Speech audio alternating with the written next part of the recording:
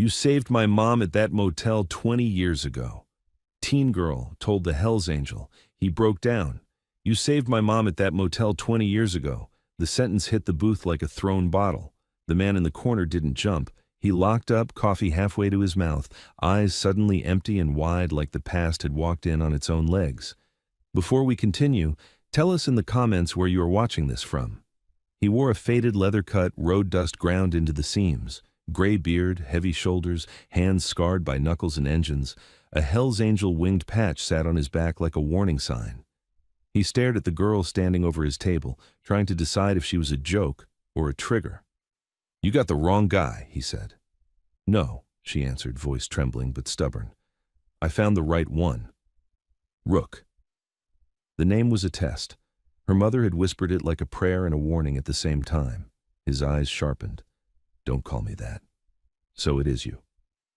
The diner kept pretending to be normal. Forks clinked, the neon open buzzed, yet half the room had turned their heads. In places like this, everyone listened even when they swore they didn't. The biker's gaze dropped to her backpack, then to her hands. What's your name? Maddie. And your mom?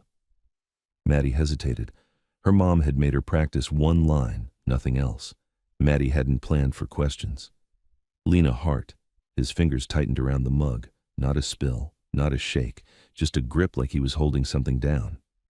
You don't say that name, he muttered, almost to himself. Maddie swallowed hard. She told me to find you. She said you were the reason I'm alive. His jaw worked once, then his gaze slid across the diner. Not casual, not curious. Counting exits, watching reflections, measuring who would move first. Near the front, a man in a county jacket sat alone, hat low, menu up. He hadn't turned around, but his posture was too still, like he'd been waiting for a signal. The biker's shoulders stiffened a fraction. Sit, he told Maddie. She slid into the booth, heart hammering. You're alone, he said. I'm fine. That wasn't a question. Maddie's cheeks burned. I just need to talk to you for 2 minutes. That's it. The biker didn't blink.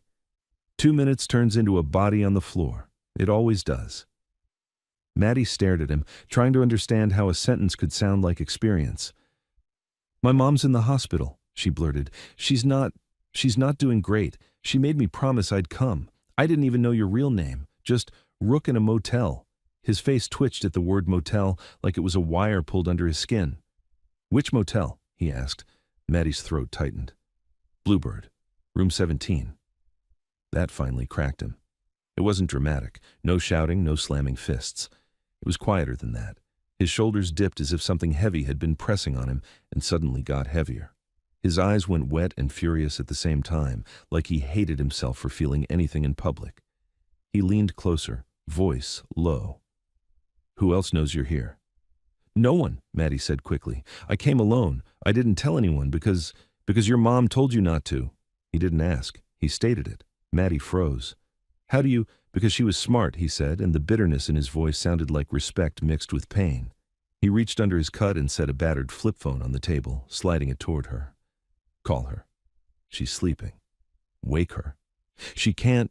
He cut her off with a look that made the word can't feel stupid.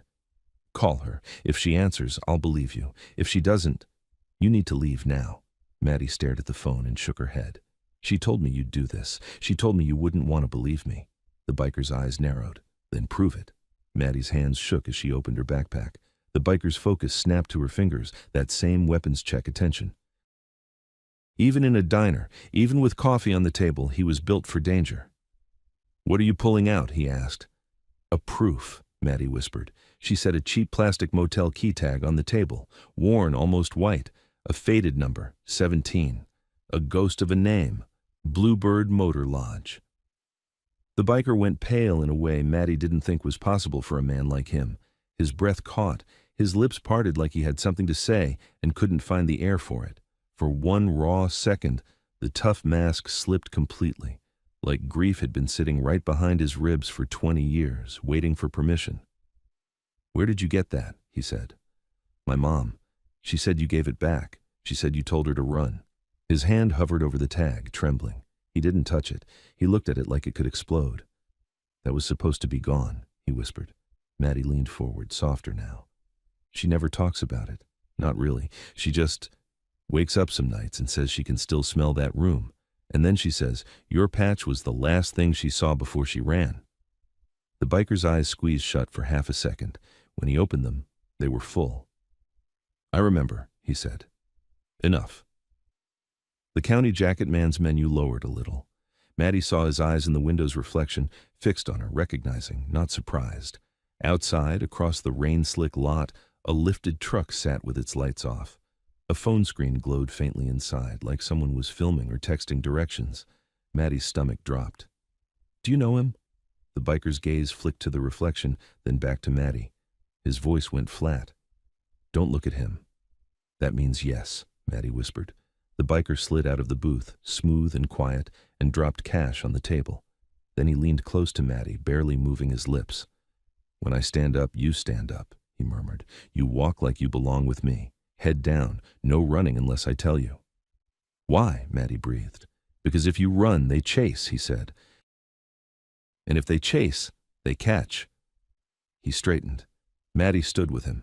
For 2 seconds, the room held its breath. Then a broad man near the counter turned fully toward Maddie, eyes narrowing like a memory snapping into place. He wasn't wearing a uniform, but he carried himself like someone who'd never been told no. Well, look at that, he said loud. It's her, the heart girl. The county jacket man stood fast, chair scraping. Let's not make this messy. But he was already moving. The broad man stepped in, reaching for Maddie's arm. You're not supposed to be here. Maddie backed into the booth, trapped by vinyl and fear. Her fingers crushed the key tag in her palm. The biker moved between them, voice calm, deadly. She's with me, the broad man smirked, eyes flicking over the biker's patches. Not in this county she ain't. You think your old colors scare people here? His hand shot out again. The biker's fist came up, one sharp punch to the throat. The man folded, choking, crashing into a stool. Chaos detonated. Someone screamed. Chairs scraped. The waitress dropped a tray, ceramic exploding across the floor. Move! The biker snapped at Maddie. He dragged her toward the kitchen, shoving through the swinging door into steam, stainless steel, and shouting cooks. Maddie's shoes skidded on wet tile. A cook shoved a pot off a burner in panic, water splashing everywhere. Behind them, the county jacket man barked, "Stop!" like the word carried a badge. It didn't. The biker slammed a shoulder into the back door and it flew open. Rain slapped Maddie's face cold and hard. They sprinted across the rear lot. Footsteps pounded behind them. A flashlight beam sliced the darkness, sweeping left and right. The biker didn't head for his bike out front. Too obvious, too slow. He yanked Maddie behind a dumpster, pressing her down as the flashlight swept past. So close, Maddie could see water droplets glittering in the beam. A voice called out, calm as a knife. Just give us the girl. We can talk. Maddie bit her lip so hard she tasted blood. The biker leaned to her ear. If they got your face, he whispered, they'll never stop. Maddie's throat tightened. I didn't mean to. I know, he cut in, but it doesn't matter. The flashlight swung away. Footsteps moved toward the fence, searching wider. Somewhere out front, an engine started up. The biker grabbed Maddie's wrist and pulled her low and fast toward a rusted side gate. Beyond it, a battered pickup sat under a sagging awning like it had been waiting. He shoved Maddie into the passenger seat, slammed the door, and jumped in. The engine coughed, then roared. Maddie looked up just in time to see the county jacket man round the corner, rain streaming off his hat. His arm lifted, something dark in his hand. The biker gunned it. Tires screamed on wet gravel as they shot onto the side road. In the mirror, headlights flared to life behind them. If you came here alone, the biker said, eyes locked forward now, voice tight, you already messed up. Rain hammered the windshield like gravel. The wipers couldn't keep up, and the headlights behind them stayed glued to the road, too steady, too patient, like whoever was driving had done this before. Maddie kept twisting around in the seat. They're still there. I know, Rook said, hands locked at 10 and 2, knuckles pale. Stop looking. How am I supposed to not look? By breathing and keeping your head down. The pickup fishtailed as he took a hard turn off the main strip and onto a darker back road. Trees closed in, no streetlights, just wet blacktop and the occasional reflection of a fence post. Maddie clutched the motel key tag so tight it bit into her palm. I swear I didn't think any of this would happen. Rook's jaw flexed. That's the problem. You thought it was a story. The tail's headlights dipped, then surged closer. The engine note rose. Whoever it was wanted them to know they weren't getting away. Rook cut the lights. Maddie's breath caught. What are you doing? Trust me. The world went dark except for the faint gray of rain and sky. The road became a ribbon you could barely see. Rook drove by memory and feel, steering like he could read the asphalt through the tires. The headlights behind them wavered, searching, then flared bright as the other driver hit their brights. For a second, Maddie was sure they'd slam into them. Rook waited until the last possible heartbeat, then yanked the wheel into a narrow gravel cut between two stands of pine. The truck lurched, gravel sprayed, branches slapped the sides. Maddie screamed without meaning to. Rook didn't slow. He threaded through the trees and burst into an empty service lane that paralleled the highway, hidden behind a berm. The headlights on the main road flew past, still hunting the darkness where they thought the pickup had gone. Maddie stared, shaking. How did you— Because this county only has 3 kinds of roads, he said. The ones they watch, the ones they own, and the ones they forget. He kept driving another half-mile, then pulled under a rusted metal awning beside a shuttered way station. The roof drummed with rain. The place looked abandoned. No lights, no cameras, no cars. Rook killed the engine but didn't move right away. He listened. Maddie listened too, hearing only rain and her own heartbeat. Then, far off, tires hissed on wet pavement. A vehicle slowed on the highway, slowed too much. Rook leaned forward, eyes narrowing at the darkness beyond the awning. Keep quiet, Maddie whispered. Are they— Quiet. The vehicle on the highway rolled past, then rolled back. Maddie could tell by the sound, slow, cautious, like someone scanning for a turnoff. Rook reached under the seat and pulled out a small, ugly thing that made Maddie's stomach drop. Not a gun, worse in a different way. A compact, heavy tool with a strap, a tire thumper, something meant for close work. Maddie's voice cracked. You're going to hit someone? I'm going to make sure you don't get dragged out of this truck, he said. That's what I'm going to do. The sound on the highway stopped, engine idling. Then a door creaked. Maddie pressed herself into the seat, frozen. A flashlight beam swept over the berm in slow arcs, searching the weeds. It didn't reach them under the awning, but Maddie could see the glow moving, methodical. Rook lowered his window an inch and listened harder. A voice drifted through the rain, casual like it belonged anywhere. Come on out, we're not mad, just want to talk. Rook's face didn't change, but Maddie felt the air in the cab tighten. Another voice answered from farther away, sharp. Check the cut, he had to go somewhere, Maddie mouthed. Who is that? Rook didn't answer. He was watching the berm like a hunter watches tall grass. The flashlight passed again, closer this time. Maddie held her breath until her chest burned. Then Rook reached across her, popped the glove compartment, and shoved something into her hands. A small black phone. Not the flip phone from the diner. This one was slimmer, newer, with a cracked corner. If they open your door, he whispered, you dial 1 and hit speaker, understand? What's 1? My people, he said. And don't say anything else. Just breathe into it. Maddie nodded, hands shaking so badly the phone clicked against her teeth when she tried to hide it against her chest. The flashlight beam paused. Maddie heard wet footsteps in the weeds. Rook's hand tightened around the thumper. A silhouette climbed the berm, slow and confident. The flashlight angled down. The person was looking for tracks, tire marks, broken brush. The silhouette took one more step. Rook moved. He shoved his door open and stepped out into the rain like he belonged there.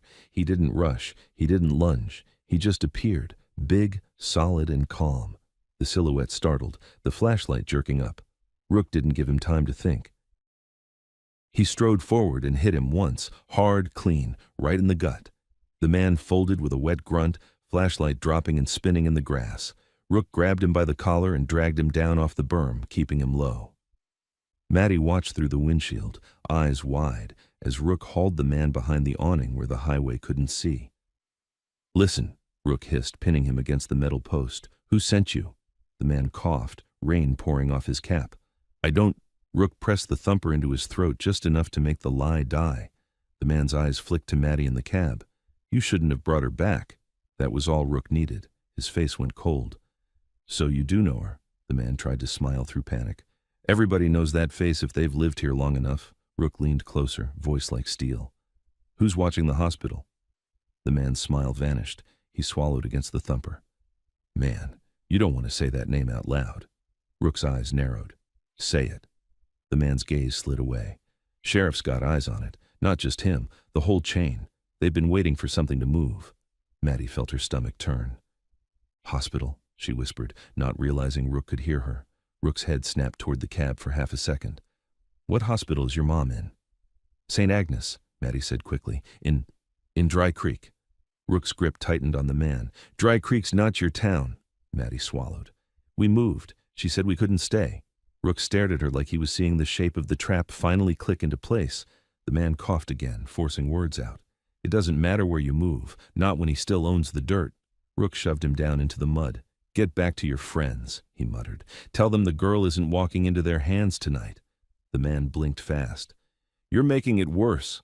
Rook's voice dropped. It's already worse. He turned and walked back to the cab.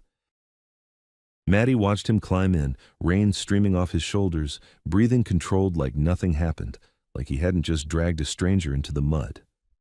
Start talking, he said, flipping the headlights back on, engine turning over. Right now, from the beginning. Why did you come here? Maddie's throat felt raw. I told you, my mom— No, Rook snapped, sharper than before. Why now? Why alone? And why a diner in this county? Maddie blinked back tears. Because she's scared. And she's sick. And she said if anything ever happened to her, I had to find you before the people from the motel found me. Rook's eyes stayed on the road as he pulled out from under the awning and rolled deeper into the back lanes. What people? Maddie stared at the windshield, watching rain smear the world. She never said. She'd shut down if I asked. She'd just say, don't ever go near Bluebird. And then she'd look at me like I was the reason she kept breathing. Rook swallowed hard. His voice came quieter. She left you something. Maddie hesitated. Rook glanced at her once. Don't lie to me. Not tonight. Maddie reached into her backpack and pulled out a flat envelope wrapped in plastic, edges worn from being handled too many times. Across the front, in shaky handwriting, were 3 words. For Rook, only. Rook's hands tightened on the wheel. You open it? No, Maddie whispered. She made me swear. She said if I opened it before you, it could get me killed. She said it's the only thing that could prove what happened in that room. Rook's nostrils flared. Prove it to who? She didn't say, Maddie said. She just said you'd know where to take it. And she said if you refused, I was supposed to tell you one more thing. Rook's jaw flexed. What? Maddie's voice trembled. She said, tell him I never forgot the sound of his boots in that hallway. Tell him he didn't just save me. He stopped them from taking my baby. The cab went so quiet, Maddie could hear the rain ticking on the roof. Rook's eyes went glossy again, but he didn't let anything fall. He blinked once, hard, like he was punching the feeling back into his skull. You don't know what you're carrying, he said. Maddie shook her head. I just wanted to say thank you, that's all. I didn't come to start a war. Rook exhaled through his nose. You didn't start it. He turned onto another narrow road, then another, cutting farther away from town lights. The landscape turned into black fields and thin woods. No houses, no help. Maddie looked around, panic rising. Where are we going? Somewhere they don't expect, Rook said. And then I'm taking you to your mom. Maddie's chest tightened. You'll come? I'm already in it, he said, like it was a fact. But listen to me, Maddie. If your mom said Bluebird and room 17, it means the man who owned that night is still alive. Maddie's skin prickled. Owned that night? Rook's voice went flat again, guarded. There are men who don't need to kidnap you in daylight. They don't need to chase you in the open. They just call a badge. They call a judge. They call a nurse. And you disappear clean.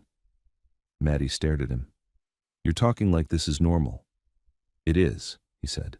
In the wrong places. The cracked phone in Maddie's hands vibrated once. Not a text. A call. Rook's gaze snapped to it. Don't answer. The phone vibrated again, then again. Maddie's mouth went dry. What if it's my mom? Rook's voice sharpened. Your mom doesn't have this number. The phone stopped vibrating. For one breath, everything felt suspended. Then it rang again, louder, more insistent, like whoever was calling knew they were listening and wanted to make the point. Rook swore under his breath and snatched the phone from Maddie, eyes darting to the rearview mirror. A pair of headlights appeared far behind them, cresting a rise too steady to be random. Rook hit answer and put it on speaker without saying a word. Static. Rain. A faint hum like the call was routed through something cheap and careful. Then a voice came through, low, calm, smiling without warmth. "We see you." The voice on the speaker didn't raise, didn't threaten, didn't rush. "We see you." Rook didn't answer. He stared ahead like he could burn a hole through the rain and drive straight out of the past. Maddie sat frozen, the envelope damp against her chest, every hair on her arms lifted. The voice continued, almost conversational. "You always liked back roads. Still think you're clever." A soft click, like the callers smiled with their teeth.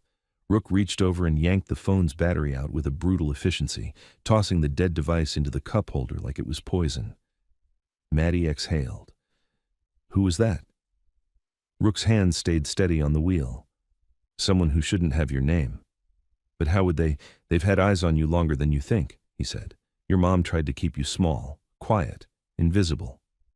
Maddie swallowed. "She did." "And you walked into a diner and said Bluebird out loud," Rook snapped, not cruel but sharp with fear.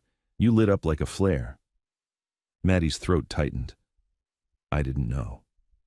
Rook took a turn without signaling, not because he forgot, because he didn't care if anyone behind him knew his next move. He drove like he was cutting lines off a map. "Okay," Maddie whispered, "so what do we do?" Rook's jaw worked.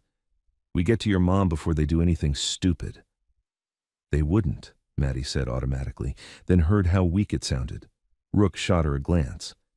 "They already tried to grab you in public. Don't give them credit they don't deserve." A few miles later, he pulled into the shadow of a closed farm supply store. Lights were off, gravel lot empty. He killed the engine and sat for one beat listening. Nothing. He leaned across Maddie and popped her seatbelt. "Out," Maddie blinked. "What?" "Out," he repeated. "Now." The rain hit her like needles when she stepped into it. Rook moved fast, circling the truck, yanking open the bed cover. He grabbed a rolled tarp, a small tool bag, and, Maddie's stomach tightened, a second plate. Not a license plate like a spare. A different one. He knelt by the rear bumper and went to work. Hands practiced, bolts turning in seconds. In under a minute, the truck wore a new identity. Maddie watched, stunned. "You just have those?" Rook didn't look up. "You don't ride for decades and stay alive by filling out forms." He finished, stood, and wiped rain off his beard with the back of his hand. His eyes scanned the road. Then he opened the passenger door again. In. Maddie climbed in, drenched and shaking. Rook started the engine, pulled out, and drove like nothing changed, like they were just another truck on another wet night.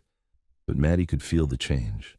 The way he kept to the middle of the lane, the way he checked mirrors not every few seconds, but every few heartbeats, the way he avoided the main entrances when the town lights finally appeared ahead. St. Agnes rose out of the rain like a dull, tired ship. White building, yellow windows, a fluorescent glow that made the whole place look sick even from the parking lot. Maddie's chest tightened. "She's here." Rook parked far from the entrance under a tree that dripped constantly. He killed the engine. "Listen," he said, turning to Maddie. "If anyone stops you, anyone, what do you say?" "I'm visiting my mom," Maddie whispered. "No," he said. "You say you're lost. You say you're looking for radiology. You say anything that doesn't include her name." Maddie stared at him. "Why?" "Because names are doors," Rook said, "and you keep handing them out." Maddie nodded quickly, ashamed and terrified. Rook pulled his cut tighter and got out. When Maddie stepped into the rain again, she realized he wasn't walking toward the front entrance. He led her along the side of the building, past dumpsters and a service door with a keypad. He stopped in the dark and looked at the camera above it. "Don't look up," he murmured. Maddie kept her eyes down. Rook stepped into the camera's view anyway, just long enough for the lens to catch his face. Then he moved aside again. Maddie frowned. "What was that?" "Let them see me," he said. "Not you." He tried the service door handle, locked. He didn't force it. He just waited, watching. 30 seconds later, it clicked. A nurse stepped out, hair tucked under a cap, eyes tired. She froze when she saw him. Rook didn't smile. "Evening." Her gaze flicked to Maddie. "Who's that?" "Family," Rook said.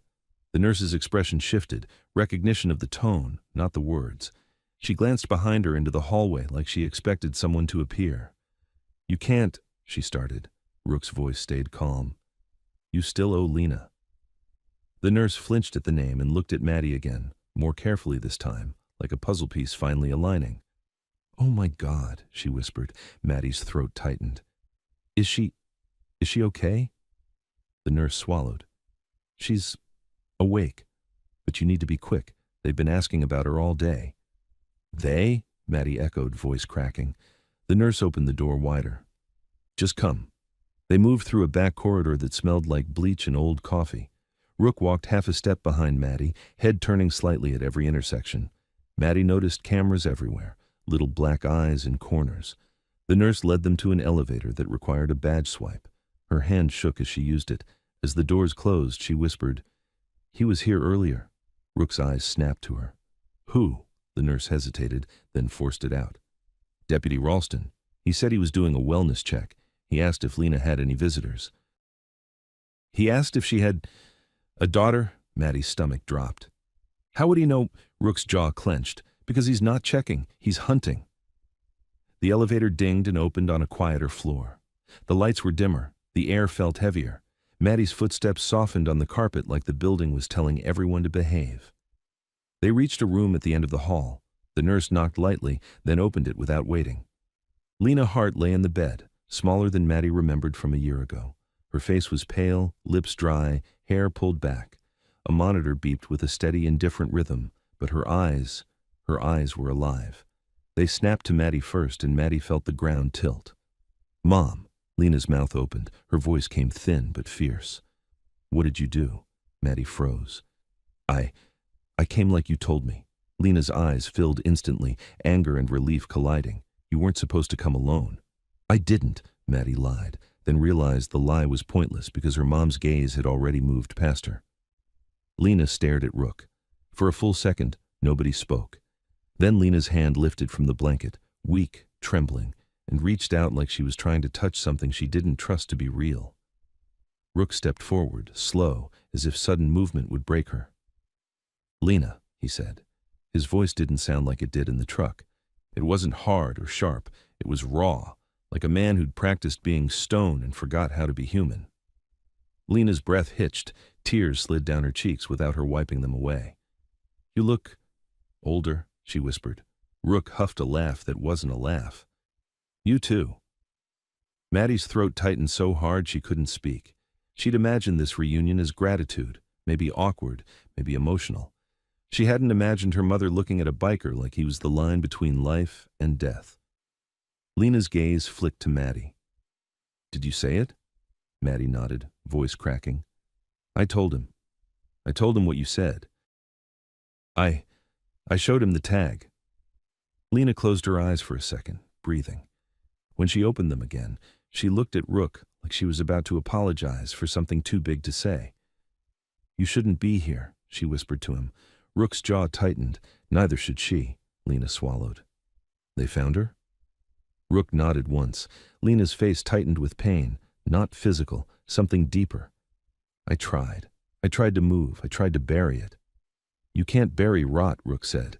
Lena's hand trembled harder as she reached toward the side table. Maddie stepped forward to help, but Lena shook her head. "No," Lena rasped, eyes locked on Rook. "This is for him." With effort, she slid open the drawer and pulled out a small folded paper. Not a letter like Maddie expected, more like a note, creased, handled, hidden. She held it toward Rook with 2 fingers like it weighed 100 pounds. Rook took it, careful. Maddie watched his eyes move across the lines. Whatever he read made his throat work like he was swallowing glass. Lena's voice came quiet. "I kept it because I knew one day I'd need you to remember." Rook stared at her. "I remember every second." Lena's eyes hardened with something that looked like shame. "Not everything." Maddie's pulse spiked. "Mom, what is that?" Lena looked at her daughter, and for a moment her expression softened into something heartbreakingly gentle. "Honey," she whispered, I never told you the whole truth. Maddie's mouth went dry. What truth?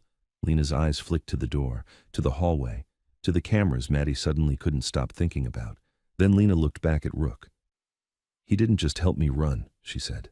He stopped something that was already happening, something nobody wanted to see. Rook's eyes glistened, and he looked away like he couldn't stand being watched, even by Maddie. Lena swallowed, forcing breath. They were going to make it look like I disappeared on my own, like I chose it. Maddie's chest tightened. Who is they? Lena hesitated, and Rook answered for her, voice flat. The motel, the men behind it, the man who paid for silence. Maddie stared at him. The owner? Rook didn't nod. He didn't have to. His face said yes. Lena's eyes filled again. He still owns everything, she whispered. I thought if I kept quiet, if I stayed grateful and small, he'd forget. Rook's eyes snapped back to her. He doesn't forget. He collects. Lena's hand trembled as she reached toward Maddie, and Maddie took it, squeezing gently. I'm sorry, Lena whispered. I'm sorry I put this on you. Maddie shook her head fast, tears spilling. Don't, just tell me what to do. Lena looked at Rook. I don't have long, she said, voice steadying. So listen to me, both of you. Rook's shoulders squared like he was bracing for impact. Lena continued. There's a storage unit, Cedar Lane Storage, Unit 14. I paid cash under a different name. Rook's eyes narrowed. What name? Lena swallowed. Maris Cole. Maddie blinked. Who's that? Lena squeezed her hand. Nobody. Rook's jaw tightened. What's in it? Lena's voice dropped. The only thing that can burn him without him buying the ashes. Rook's eyes went hard. Evidence? Lena nodded once, exhausted by the word. And a key. It's taped under the bottom drawer in my old nightstand. Not here. At home. Maddie's mind raced. We can go. No, Rook cut in. Not you. Maddie snapped her head toward him. Why not me? Because your face is the reason they're moving, Rook said. You go anywhere alone again, you'll vanish. Lena's eyes widened suddenly, staring past Maddie's shoulder. Maddie turned. A man stood in the doorway. He wasn't in full uniform, just a county jacket over a button-down, badge clipped to his belt like an afterthought. Deputy Ralston, same hat, same too-still posture. His gaze slid from Lena to Maddie, then to Rook, and his mouth curved like he'd just found something he misplaced. Well, he said softly, stepping into the room. Look at this. Rook didn't move, but the air changed around him, tightened, coiled.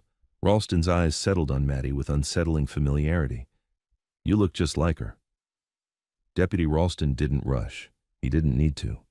He stepped into the room like he owned the air, letting the door swing shut behind him with a soft click that sounded louder than it should have. His eyes stayed on Maddie, not Rook, like Rook was just furniture that happened to breathe. You look just like her, Ralston said again, quieter now, savoring it. Maddie's mouth went dry, her mom's fingers clenched around hers with a sudden strength, nails digging in. Rook didn't move from the foot of the bed. He didn't square up. He didn't puff out. He just stood there like a wall that didn't care how hard you hit it. Ralston's gaze flicked to Lena. Evening, Ms. Hart. Lena's voice came thin but sharp. Get out. Ralston smiled like he'd been asked to do something adorable. Just doing my job. Wellness checks, making sure nobody's causing you stress. His eyes slid back to Maddie. You shouldn't be out this late, sweetheart. Dry Creek's not a safe place for a girl who, he paused, pretending to search for the right word, attracts attention. Maddie felt her throat tighten. I'm visiting my mom. Ralston nodded as if she'd said exactly what he expected. Mm-hmm. And who's this? He finally looked at Rook, really looked. Recognition crossed his face in a flash, then smoothed back into that calm, oiled expression. Well, I'll be, Ralston murmured. You're still breathing. Rook's voice stayed low. You still lying, Ralston chuckled like the insult was familiar. Careful, hospital's a sensitive place. People get nervous when men like you show up. People like me? Rook asked. Ralston's fingers tapped his belt near the badge. Men who solve problems with their hands. Rook's eyes didn't blink. Men like you solve problems by making phone calls. The nurse who'd brought them in hovered by the wall, pale, terrified, trying to shrink into the paint.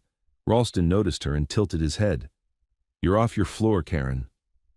The nurse flinched at her name like it had been slapped onto her. I was just... Ralston cut her off with a look. Go. She hesitated, eyes darting to Lena, to Maddie, to Rook. Rook spoke without turning his head. Stay. Ralston's smile sharpened. He doesn't give you orders, sweetheart. I do. Rook's body shifted a fraction, barely a step, but the room felt smaller immediately. Maddie could feel her own pulse thudding in her ears. Ralston held up one hand. Relax. Nobody's here to fight. Then he leaned closer to the bed and dropped his voice, like he was doing Lena a kindness. We've had some concerns about visitors, about you getting confused, about you signing things you don't understand. Lena's eyes widened. What are you talking about? Ralston's gaze went to the bedside table, to the drawer Lena had opened earlier, to the small note Rook had just read. His attention was too precise. Maddie's stomach flipped. He knew, or he suspected enough to be dangerous. Ralston straightened and addressed Maddie again. Sweetheart, why don't you come with me to the nurse's station? We'll get you a warm drink. We'll call someone to pick you up. Maddie shook her head. No. Ralston's smile didn't move, but his eyes cooled. That wasn't a request.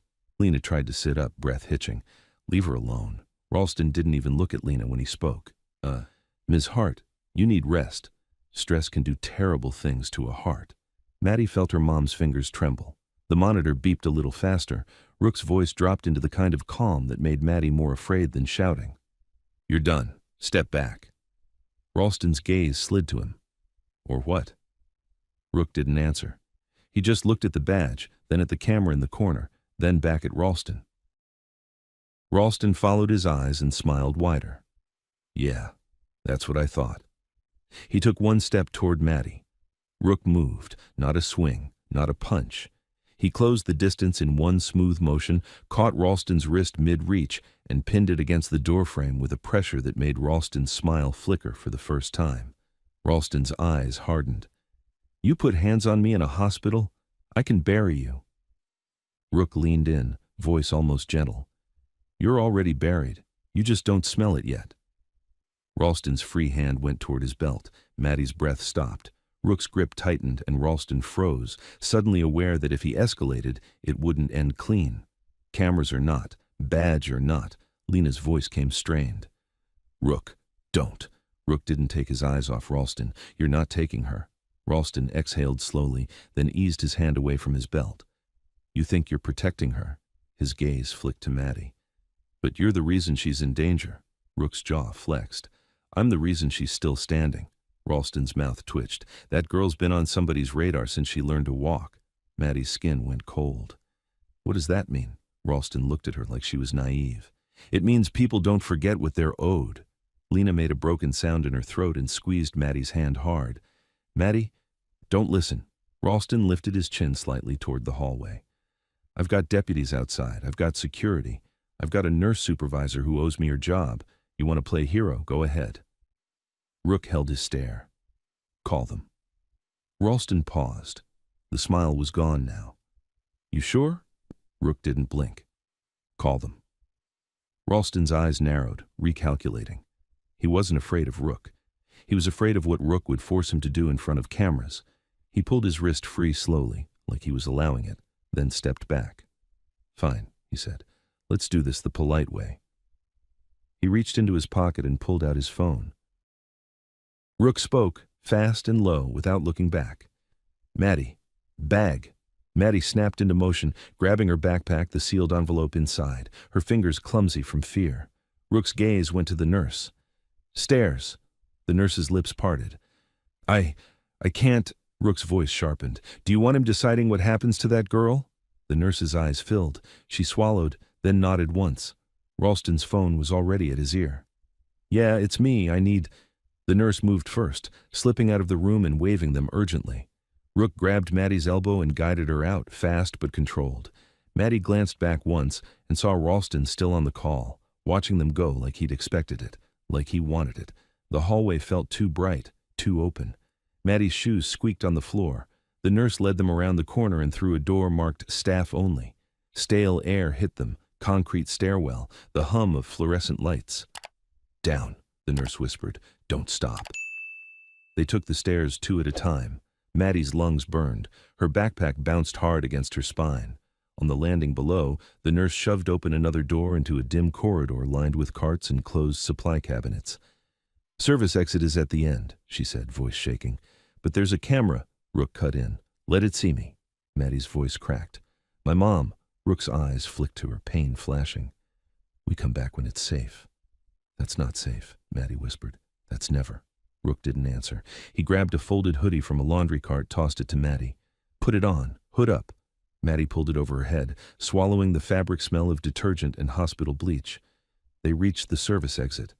The nurse punched a code with trembling fingers. The lock clicked. The door opened into rain and darkness. Rook pushed Maddie out first, then turned back. "Karen," he said. The nurse looked up, terrified. "You never saw her tonight," Rook said. "You never opened that door." Her eyes brimmed. "They'll ask." Rook nodded once. "Then you forget my face too." The nurse swallowed, then nodded, and the door shut. They moved fast along the building, keeping to shadows, the rain swallowing their footsteps. Rook didn't head for the parking lot. He took Maddie around the far side, under trees, past a fenced utility area. A car engine turned over somewhere near the front entrance. Maddie's heart jumped. "They're coming." Rook pulled her behind a utility shed and peeked around the corner. 2 deputies walked with purpose, flashlights out despite the hospital lights. One of them carried handcuffs openly, like a statement. "Stay here," Rook murmured. Maddie grabbed his sleeve. "No." Rook's eyes met hers. "If they see you, it's over." Maddie's throat tightened. "I can't lose my mom." Rook's expression hardened, but his voice softened. "You won't. Not if you listen." He slipped away into the rain. Maddie stayed pressed to the shed, shaking, listening to footsteps and voices. Ralston said he went out the back. "Check the lot." A flashlight beam swept over the grass, searching. Then, from the far side of the parking lot, a loud crash rang out, metal on metal, sharp enough to cut through rain. The deputies snapped their heads toward it. "What the hell?" Both moved toward the sound, fast. Maddie exhaled, realizing Rook had created it. A second later, Rook appeared, hand out. "Now." They ran. They cut across a strip of grass, through a gap in a fence, and into a darker side lot where the pickup waited under the dripping tree. Rook didn't unlock it with a remote. He used a key, old school, like he trusted nothing electronic. They got in. Rook started the engine and rolled out slow, casual, like a man leaving a hospital after visiting family. Maddie hunched in the seat, hood up, heart trying to climb out of her throat. In the rearview mirror, she saw Deputy Ralston step out under the entrance lights, phone pressed to his ear, watching the lot. He didn't chase, he just watched. Rook drove for several minutes without speaking. The silence felt like a held breath. Maddie finally broke. "He was waiting for me." Rook's hands tightened on the wheel. "He was waiting for movement." "Why didn't he stop us?" Rook's voice went flat. "Because he wanted to see where we go next." Maddie's stomach turned. "So what do we do?" Rook took a hard right onto a road lined with closed storefronts and wet sidewalks. "We don't go home." "But my mom said the key." "I heard," Rook said, "and I'm telling you, her place is burned." Maddie stared at him. "How do you know?" Rook glanced at her hooded face. "Because men like Ralston don't show up without checking the obvious first." Maddie's breath hitched. "So where do we get it?" Rook's jaw flexed. "We go to the place they think you'll never go, the place that started it." Maddie's voice came small. "Bluebird." Rook didn't answer, but the tension in his shoulders did. The town thinned behind them. The road darkened. Rain eased into a steady whisper. After 15 minutes, a faded sign emerged from the trees, lit by a single broken floodlight. Bluebird Motor Lodge. The parking lot was almost empty. A few cars tucked near the office, curtains drawn, a humming vending machine glow. The air felt wrong, like everything was staged to look normal. Maddie's skin prickled. "It looks renovated." "Paint doesn't fix rot," Rook murmured. He parked in the back behind a row of rooms with no cars outside them. He killed the engine. Maddie's hands shook. "What are we doing here?" Rook leaned across and grabbed her wrist gently but firm. "You're not leaving the truck unless I say." Maddie nodded, throat tight. Rook slid out into the rain, hood up now, moving low along the wall. Maddie watched through the wet glass as he crossed to room 17. The door looked new. New lock. New handle. Like the motel wanted to pretend history didn't touch it. Rook tried the knob anyway. Locked. He glanced up at the camera above the walkway. New, black, angled perfectly. He stepped into its view on purpose, then moved out again. Maddie's stomach dropped.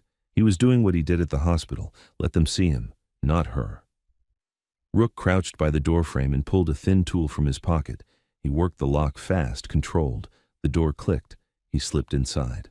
Maddie's breath fogged the window. She waited, trying not to imagine what was in there, trying not to smell a room she'd never seen but somehow already feared. A minute passed. Then, from the motel office side, headlights flared. A vehicle rolled into the back lot, slow, deliberate. Maddie ducked instinctively. Two men got out, not deputies, no uniforms, just heavy jackets and confident movement. One carried a flashlight, even though the floodlight still worked. Maddie's heart slammed against her ribs. They weren't looking for a room, they were looking for a person. The men spoke quietly, but Maddie caught a few words through the rain and distance. Camera pinged. Him. Maddie's hands went numb on the dashboard. Rook still hadn't come back out. The men moved down the walkway toward room 17, flashlight beams sliding along doors like a finger. Maddie's throat tightened. She wanted to shout. She couldn't even breathe. The door to room 17 opened a crack. Rook slipped out, eyes sharp. He saw the men instantly. He didn't run. He stepped back into the room, pulling the door almost shut behind him, disappearing into the dark like he'd planned for this. The men reached the door. One of them lifted a hand to knock, then stopped, head tilting, listening. The flashlight beam swept over the number, 17. Then the man leaned in close and murmured, almost pleased, "He's in there." Maddie shrank lower in the seat, hood shadowing her face, as the men drew something dark from inside their jackets, and the flashlight beam steadied on the door. The man outside room 17 didn't knock again. He shoved the door, felt it give, and stepped in with his flashlight up like he owned the air. The beam swept the room, bed, nightstand, bathroom, then snapped hard to the left as if his wrist got yanked. A muffled grunt. The flashlight skittered across the floor. The second man rushed in behind him, swearing, already reaching inside his jacket. Rook hit the door back into the second man's forearm. Metal clacked. A gun bounced once and landed in the wet corridor. Rook stepped on it without looking down and drove an elbow into the man's mouth. The sound was all bone and breath. The man folded, coughing red. Maddie watched from the pickup, frozen under the hoodie, rain crawling down the glass. It wasn't movie violence. It was close and ugly and quiet, like two animals fighting in a drain. The first man tried to rise. Rook jammed a cheap metal pen against the soft spot under his jaw and twisted. The man's eyes went wide, body obeying immediately, dropping to his knees with a wet choke. A high electronic chirp snapped through the corridor. Camera alert. Rook's head lifted. He'd just started a clock. He hauled the first man inside, slammed the door almost shut, and ripped the nightstand away from the wall. Behind it, a small panel sat half loose, newer screws biting into older wood. He reached into the wall and pulled out something wrapped in tape. Flat, small. He tore the tape with his teeth and revealed a tiny silver key and a strip of paper yellowed with age. He didn't read it. He stuffed both into his pocket, then scooped the dropped gun by the slide and flung it under the bed like it was trash. He grabbed the second man's phone off the floor, checked the screen once, and smashed it against the doorframe until it went dark. Outside, headlights rolled into the back lot, slow, deliberate, then more. Beams swept the rooms like hands searching. A flashlight snapped onto the pickup. It lingered. Footsteps splashed through puddles toward Maddie's door.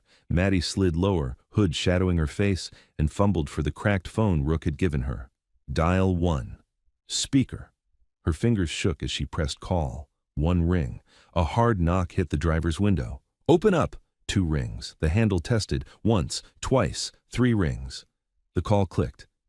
Yeah? A man answered, rough voice, instantly alert. It's Maddie, she whispered. I'm with Rook. Bluebird, back row. They're at the truck. A beat of silence. Then, stay inside. Don't run. They're... Maddie's breath hitched. Stay inside, the voice repeated. Where's Rook? Before she could answer, room 17's door flew open. Rook came out low and fast, rain pouring off his shoulders, eyes locked on the lot. He didn't sprint straight at the truck. He cut behind the rooms, vanished, then reappeared at the corner like he'd been poured out of darkness. The man at the window turned too late. Rook hooked an arm around his neck and dragged him backward off balance. The flashlight beam swung wild, then died in the mud. Two more men rounded the office side, shouting, flashlights up. Rook snapped his fingers at Maddie. Now. Maddie shoved the door open and stumbled out, shoes slipping on gravel. Rook grabbed the back of her hoodie, yanked her upright, and shoved her into the passenger seat. "Seatbelt," he barked. She fumbled it, hands useless. Rook dove into the driver's side and cranked the ignition. The engine coughed. A gun came up in the rain, black against headlights. The engine caught. Rook gunned it. Tires screamed, gravel spraying. The pickup fishtailed toward the exit. A shot cracked. The rear windows spidered in the corner, glass dust puffing into the cab. Maddie screamed and curled inward. Rook didn't slow. He slammed onto the road and killed the headlights again, letting the rain and dark swallow them. The pursuing beams overshot the turn once, then swung back, hunting. Rook took a dirt cut, branches slapping the truck, and kept going until the sounds behind them thinned into nothing but Maddie's ragged breathing. When he finally turned the lights back on, they were miles away, rolling through silent industrial streets. Maddie's voice shook. "You're bleeding." Rook's right shoulder was dark, soaked through. He glanced down once. "Grazed." Later, he turned into a backlot with blacked-out windows and a crooked sign. Tire and tow. He honked twice, then once. The bay door rose just enough for them to slip inside. It slammed shut behind them, cutting off the rain and the world. Oil and rubber hit Maddie's nose. Shadows moved, faces turned. Men in cuts, denim, ink. Not loud, not friendly, just watching. A tall biker with a braided beard stepped forward, eyes going straight to Maddie like she was a problem someone threw into his lap. "What the hell did you bring here?" he said. Rook got out slow, favoring his shoulder by a hair. "A kid who's going to disappear if she stays where she is." "We don't do kids," the biker said, "and we don't do heat."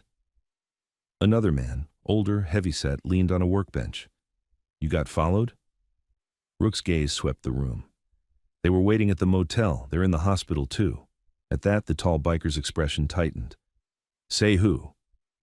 "Deputy Ralston," Rook said. Two heads turned sharply. Someone cursed under their breath. A guy near the back door moved and threw a chain across it, the metal clinking like punctuation. The tall biker stared at Rook. "You said that name in my shop." "He was in Lena Hart's room tonight," Rook shot back. Maddie flinched at her mom's name on their mouths. "You know her?" A younger biker near the tool chest laughed once, bitter. "Everybody knows the Hart mess." "Shut up," Rook snapped. Duke, because Maddie heard someone say it under their breath like an order, stepped closer to Rook, voice low. "You don't drag us into your ghosts." Rook's eyes burned. "This isn't a ghost. This is a leash, and it's around her throat." The heavyset biker pushed off the bench, scanning Maddie like he was looking for a weapon. "What's she carrying?" Maddie instinctively hugged the backpack tighter. Rook answered for her. "Something Lena held onto for 20 years. Something she thinks can burn the man behind Bluebird." One of the bikers spat on the concrete. "He's got the sheriff." Rook's jaw tightened. "He's got Ralston doing his errands, and he's got cameras on that motel that pinged the second I touched the door." Duke's eyes narrowed. "So they know you were there?"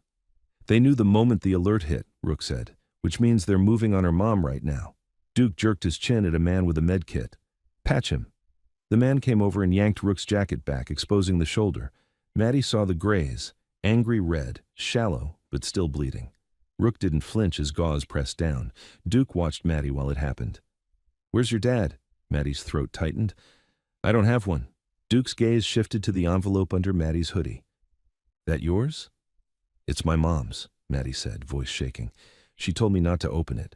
Duke looked back to Rook. "And you trust a kid with that?" Rook's eyes didn't leave Duke's.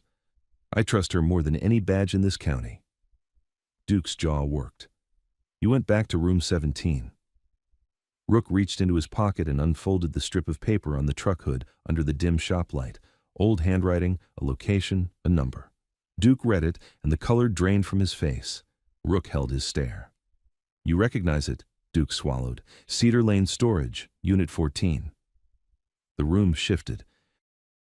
Not curiosity, fear. Rook's voice went flat. That's where he keeps things he doesn't want seen. The older biker muttered, "That place is a black hole." Rook nodded once. "Then we go in and pull something out." Duke looked past Rook to Maddie again, then back. "And the key?"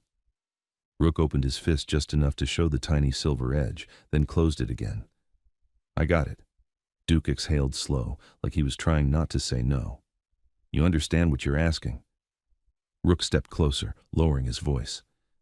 "I'm asking for a burner phone, a car that isn't mine, and 2 sets of eyes on St. Agnes until sunrise." Duke's stare held. "And if I say no—" Rook's expression didn't change, but his eyes did, harder, older. "Then I take the kid and walk into Cedar Lane alone." Silence sat heavy for a long heartbeat. Rook's gaze flicked to Maddie, warning and promise tangled together. Then Maddie's cracked phone buzzed in her pocket, one sharp vibration that sounded like a gunshot in the quiet. Every head turned. Maddie pulled it out with shaking fingers. Unknown number, a text, 3 words, glowing white on black, "Come alone, now." The text sat on Maddie's screen like a command carved into stone. "Come alone, now." Her fingers went cold around the phone. The shop felt smaller, tighter, like the message had sucked the oxygen out of the room. Rook saw it from across the bay. His gaze sharpened instantly. "Don't move." Too late. Duke was already stepping in, palm out. "Give me that." Maddie backed up a half step, clutching the phone. "It could be my mom." Rook's voice snapped hard. "Your mom doesn't text like that." "What if they have her phone?" Maddie shot back, panic making her brave. "What if they're with her right now?" Rook crossed the floor fast, shoulder still bleeding through the bandage. He didn't grab her. He looked her dead in the eye. "They want you alone because they don't want witnesses," he said. "They want you scared because scared people follow instructions." Maddie's throat tightened. "So we just do nothing?" Duke leaned closer, quiet but firm. "Kid, if you walk out that door, you won't come back." Maddie shook her head, tears burning. "You don't know my mom." Rook's jaw flexed. "I do." That stopped her for a beat. Rook lowered his voice. "Lena didn't survive by being reckless. If she's in danger, she'd never lure you into it." Maddie swallowed hard, fighting the urge to bolt anyway.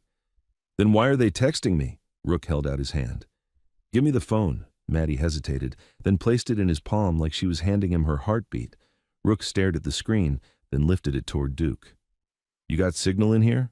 Duke nodded toward a mounted booster by the ceiling. "Enough." Rook tapped once, twice, fast. "Track it." A younger biker, skinny, dark hair, grease under his nails, stepped out from behind a stack of tires. "I can't track a text without—" Rook cut him off. "Find the source tower. Find anything." The kid took the phone, already moving. Maddie's chest heaved. "We should go to the hospital." Rook's eyes flicked to her. "And do what? Walk in the front door and announce you're the prize?" Duke's voice dropped. "Ralston's got deputies posted. If you show your face, they'll escort you somewhere you won't be found." Maddie's stomach rolled. "So what do we do?" Rook didn't answer right away. He looked at the bay door, then at the men watching him, waiting. Finally he said, "We put eyes on St. Agnes. We don't go inside." Duke snapped his fingers. 2 bikers moved immediately, grabbing keys off a pegboard. Rook stepped closer to Maddie. "You stay here." Maddie's head jerked up. "No." Rook's voice went low and dangerous. "Yes." Maddie's eyes filled. "I can't just sit while they—" "You sitting is the only reason you're alive right now," Rook said. "If you go alone, you vanish. If you go with me, they shoot you in a parking lot and call it a tragedy." Maddie's breath hitched. "Then what am I supposed to do?" Rook's expression tightened, pain cutting through the toughness for a second. "Trust me." Duke stepped in beside Maddie, blocking the bay door with his body like a bouncer. "You heard him." Maddie looked at the men, leather, patches, hard faces, and realized none of them were joking. None of them were trying to be mean. They were scared. That made her more scared. Rook turned away, grabbed a hoodie from a chair and yanked it over his cut. He headed for the side door. Maddie moved on instinct, reaching for him. "Rook," he stopped, just for a breath, without turning. "If anything happens, you do exactly what Duke says." Then he was gone. The bay door stayed shut. The rain kept tapping the roof. Maddie stood there, shaking, listening to the silence between the tire stacks. Duke kept his eyes on her like she was a live wire. "Sit." Maddie didn't. "I can't." Duke's jaw worked. Kid, I'm not your enemy. Maddie's voice cracked. Then why does it feel like I'm trapped? Because you are, Duke said, blunt. Not by us, by the thing you brought back. Maddie's hands curled into fists. I didn't bring it back. It came for me. Duke didn't argue that. He just held her gaze. Then don't help it. The skinny biker at the booster swore softly. This text? It's local. Duke turned. How local? 2-mile radius, the kid said. Could be anywhere in town, but he frowned, tapping again. There's a repeat ping. Same number, same area. It's moving. Maddie's heart slammed. Moving where? The kid looked up. Toward here. A new sound cut through the shop. Tires on gravel outside, slow. Not a random car, a confident one. Every head in the bay lifted. Duke gestured once. The men moved like a practiced machine. One killed the interior lights, another chained the side door, another stepped behind a tool bench with something heavy in his hands. Maddie backed up, breath shallow. They found us, Duke's voice went flat, or they want us to think they did. The gravel crunch stopped. A knock hit the bay door. Not frantic, not polite, just a knock that said, "We're here." Duke didn't answer. The knock came again, then a voice through the metal muffled by rain. Maddie. Maddie froze. It wasn't Rook. It wasn't Duke. It was a woman, her mother's voice. Maddie, baby, it called softly. Open the door, please. Maddie's knees almost buckled. Mom? Duke's eyes went sharp. No. Maddie took a step forward on pure instinct. That's her. That's my mom. Duke grabbed her arm hard. Kid, listen to me. Maddie? The voice outside pleaded, trembling perfectly. They said they'll stop if you just come out. Please, I'm scared. Maddie's vision blurred. Mom, I'm here. Duke clamped a hand over Maddie's mouth so fast she yelped into his palm. He pulled her backward behind a stack of tires. Maddie thrashed, furious, terrified, muffled sobs punching into Duke's hand. Duke hissed into her ear. That is not your mother. Maddie shook her head violently, tears pouring. Duke tightened his grip. Your mom is sick. She's weak. She cannot stand outside in this rain and project her voice through steel. That's a recording. Maddie's eyes went wide. Outside, the voice changed, just slightly. The warmth drained. If you don't open the door, it said, calmer now, we'll do it the hard way. A new sound joined it, a metal squeal. Something being dragged. Maddie's breath hitched. Duke stared at the bay door, then at the men. Back exit, he murmured. One of the bikers shook his head. Chained, Duke swore. Then we make one. A sudden crash hit the bay door, heavy, deliberate. Another crash. The metal flexed. Maddie's heart hammered so hard it hurt. Duke leaned close to her, voice ruthless now. You stay behind that tire stack. Don't move unless I pull you. Maddie nodded, shaking. The bay door buckled inward with a third hit. A crowbar pried under the edge. Rain blew through the widening gap like cold breath. A face appeared in the slit, smiling, wet, eyes bright with pleasure. Found you, the man said. Duke lunged. The man stumbled back, but two more shapes filled the gap immediately. One swung something metallic toward Duke's head. Duke ducked and drove forward, smashing his shoulder into the door, slamming it back toward them. The metal groaned. The shop exploded into motion. Boots, grunts, tools hitting bone. A short, brutal storm of close-range violence that sounded like a garage being demolished. Maddie stayed behind the tires, hands over her mouth, trying not to make a sound. Then she felt it. Vibration in her pocket. Her own phone. Not the cracked one, her personal one. She hadn't even remembered it was there. She pulled it out, screen glowing. A new text. St. Agnes, loading dock, 5 minutes, alone. Maddie's throat went tight. She looked up at the chaos. Duke grappling with one man, another biker slamming a wrench into someone's ribs, the bay door half open, rain pouring in, no clear escape. And she heard her mom's fake voice outside again, quieter now, almost laughing. Come on, Maddie.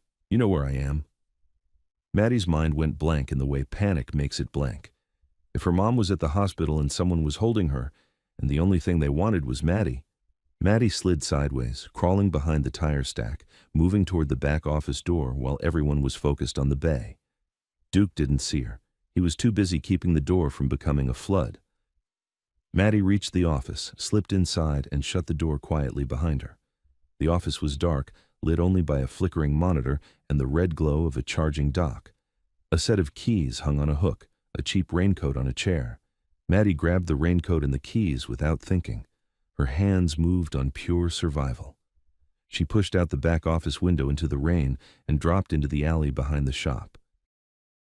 The night air slapped her. Gravel bit her shoes. She ran, not toward the highway, toward town, toward the hospital lights, because if her mom was really at the loading dock, she had to be there. 5 minutes later, Maddie crept along the side of St. Agnes, hood up, raincoat too big, keys clenched in her fist. The loading dock sat behind the building, dim and empty, lit by a single buzzing light. A delivery van idled, hazards blinking. A figure stood near the open dock door, small, hunched. "Maddie," the figure called, voice weak. Maddie's chest cracked open. "Mom!" She stepped forward. The figure lifted its head. It wasn't her mother. It was a man in a hoodie, face half hidden, smiling like he'd been waiting. Maddie tried to turn. Hands came from behind, clamping over her mouth, yanking her arms back so hard her shoulders screamed. A zip tie bit into her wrists. Plastic tightened until her fingers went numb. She kicked, but a knee slammed into the back of her leg and she hit the wet concrete hard. A voice in her ear, calm and pleased. "Good girl." They hauled her up and shoved her toward the van. Maddie's heart was a trapped animal. She thrashed, twisting, trying to bite the hand over her mouth. The man in front leaned in close enough for her to smell peppermint gum and cigarettes. "We don't want to hurt you," he said softly. "We just want what your mom kept." Maddie shook her head violently. He sighed like she disappointed him. Then he pressed something cold against the inside of her wrist. Not a needle, a stamp, a hard press that burned.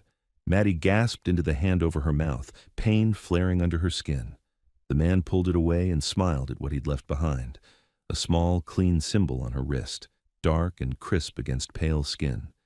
A little bird. The bluebird. The inside of the van smelled like wet rubber and cheap cologne. Maddie's wrists were cinched behind her back so tight her hands tingled and throbbed, and the zip tie bit deeper every time the road bumped. A rag was shoved between her teeth, not to suffocate, just to keep her from being heard. The man in the hoodie sat across from her on a cargo bench, elbows on knees, smiling like this was a business meeting. Another guy drove, a third rode shotgun, shoulder turned halfway back so he could keep an eye on her. Maddie tried to kick, but her ankle got trapped under a toolbox and she nearly rolled off the bench. The hoodie man caught her by the collar, gentle in the way that made it worse. "Easy," he said. "You make a mess, you make it harder." Maddie glared at him, eyes burning. He reached for her wrist and turned it under the dim dome light, admiring the fresh mark, dark, crisp, a little bird. "Pretty, right?" he murmured. "Now you match the place you couldn't stay away from." Maddie shook her head hard, the gag rubbing raw against her gums. The man sighed. "You don't have what we need. That's fine. You're not the package. You're the receipt." He nodded toward the front. "Drive." The van pulled out, hazards off now, blending into the rain like it belonged on the road. Behind them, St. Agnes's loading dock returned to empty silence. At the same time, 5 miles away, the tire and tow shop was still echoing with metal and breath and pain. Duke shoved a man face first onto the concrete and pinned him with a boot between the shoulder blades. The man's hands scrabbled for traction, leaving wet streaks in old oil. "Where's the girl?" Duke snapped. The guy spat blood and laughed breathless. "She left." Duke leaned down, voice cold. "Say that again." The guy's laughter died when he saw Duke's eyes. She ran, like you knew she would." Duke's head whipped toward the office door. It hung slightly ajar. "Son of a—" Duke growled, already moving. He slammed into the office. The window was open. Rain blew in. Keys were gone from the hook. The chair was knocked back like someone had grabbed and moved fast. Duke turned and roared, "Rook!" But Rook wasn't there. Rook was outside St. Agnes, crouched in a dark SUV 2 blocks away, watching the building through a rain-streaked windshield. One of Duke's guys had set him up with wheels that didn't belong to him and a burner that didn't have his name. His phone buzzed once. Duke's number. Rook answered instantly. "Talk." "You lose her?" Duke's voice was clipped, furious, trying not to sound scared. Rook's jaw locked. "She was with you. She got a text. She slipped out during the hit. She's gone." Rook's grip tightened until the phone creaked. "I told you to keep her inside." Duke snapped back. "I told you she'd run. She's a kid." Rook didn't argue. He didn't waste a breath on blame. His eyes stayed on the hospital, scanning shadows, watching every vehicle that slowed too long. Where'd she go? Rook asked. The hospital, Duke said. That's what the text said. Loading dock. Rook's gaze sharpened. I'm already here. Duke went quiet for half a second. You see her? Rook's eyes flicked to the far side of the building, then to a delivery lane that fed into the dock. No, he said, voice turning hard. But I see the play. What play? Duke demanded. Rook's eyes narrowed at a van turning onto the side street. White, plain, no company logo, moving too smooth. They're not trying to keep her, Rook said. They're trying to move her. The van slowed at the corner like it was checking for cops, like it wasn't afraid of cops. Rook's jaw tightened. They're leaving right now. He hung up without goodbye and started the engine. The SUV rolled out, lights off, tracking the van at a distance. Rain blurred everything. Street lights smeared into yellow halos. The van turned onto the main road that led out of Dry Creek toward Old County land, storage rows, warehouses, nothing but dark fences and forgotten businesses. Rook followed, not too close. He knew how this worked. He'd lived long enough to know the difference between a mistake and a trap. 2 miles out, the van signaled, like it wasn't even hiding, then turned into an industrial park with a rusted gate that never fully closed. Rook eased in behind. The van rolled past a shuttered furniture warehouse and stopped beside a loading bay with no markings. The driver killed the engine. Rook stopped 100 feet back, tucked behind a row of dead pallets. He sat still and listened. No music, no idle, no laughing. Professional. Then, the side door of the van slid open. 2 men stepped out first, scanning the lot. Rook recognized one of them immediately, because he'd seen that same posture in a hallway 2 decades ago. The same confidence, the same certainty that the world would step aside. Rook's pulse dropped low and heavy. He didn't think. He moved. He slipped out of the SUV and cut through the rain along the warehouse wall, staying in shadow. The men by the van kept their eyes on the lot and their backs toward the bay, which told Rook everything. They didn't expect trouble here, because this place was theirs. Rook reached the loading bay door. It was half open, chain hanging loose like it had been used recently. He slid inside without sound. The warehouse smelled like dust, damp cardboard, and something chemical. Cleaner used too often. A single work light hung in the middle of the floor, casting a bright circle. And in that circle, Maddie. She was on her knees, wrists bound behind her, gag still in her mouth, hair plastered to her face. A man stood over her with a phone in his hand, filming like he was making a point. The hoodie man crouched beside her, smiling. Do you understand what you are? He asked her softly. You're leverage, that's all. Your mom hid something. She did that because she thought she was smarter than the town. She forgot the town has patience. Maddie made a muffled sound, shaking her head. He sighed, then touched the birthmark on her wrist with 2 fingers like it belonged to him. This means you're ours until the debt is paid. Rook felt something hot flash behind his eyes. The hoodie man stood and turned his head slightly, as if he sensed a shift in the air. Rook stepped into the light. For 1 clean second, everything froze. The hoodie man's smile twitched. Well, he said, surprised, he showed up. Rook didn't speak. He walked forward, slow, shoulders squared, eyes empty of mercy. The man filming lifted the phone higher. This is going to be, Rook surged. He covered the distance in 2 strides and drove his fist into the filmer's throat. The phone flew. The man crumpled, choking, hands clawing at his neck. One of the guards reached for his waistband. Rook pivoted and slammed his forearm into the guard's elbow before the weapon cleared. Bone popped. The guard screamed. The other guard rushed in. Rook ducked, grabbed the guard's wrist and twisted until the man's body followed the torque, then drove him face first into the concrete with a sound that made Maddie flinch even through the gag. The hoodie man backed up, hands raised like he was calm. Easy, Rook. We're not trying to hurt the kid. Rook's voice finally came out, low and shaking with rage. Take the gag off. Hoodie man's eyes flicked to Maddie, then back. After we talk. Rook took 1 more step. The hoodie man's smile returned, thinner. You want to be the hero again? Go ahead. But you know how this ends. The girl doesn't have what we need.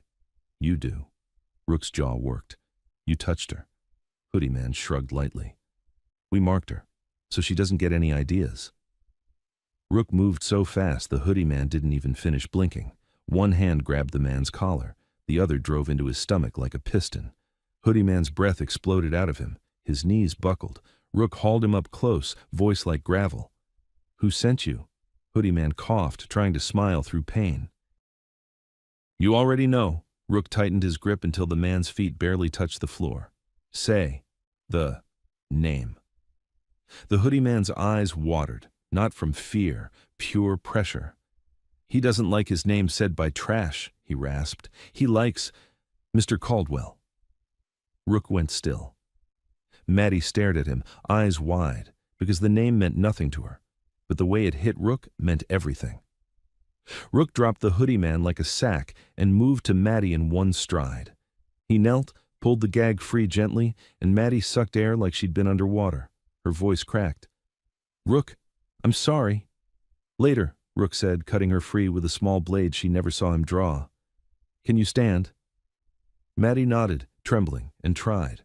Her legs nearly folded. Rook caught her before she hit the ground. His hand was firm on her shoulder, steadying her like she weighed nothing. "Walk," he said. "Now." Maddie stumbled with him toward the bay door. Outside, the rain had eased, but the lot lights made everything glare and sharp. And that's when Maddie saw it, not just the van, 2 more vehicles, rolling in slow from the far gate, headlights off, moving like they had all the time in the world. Rook saw them too.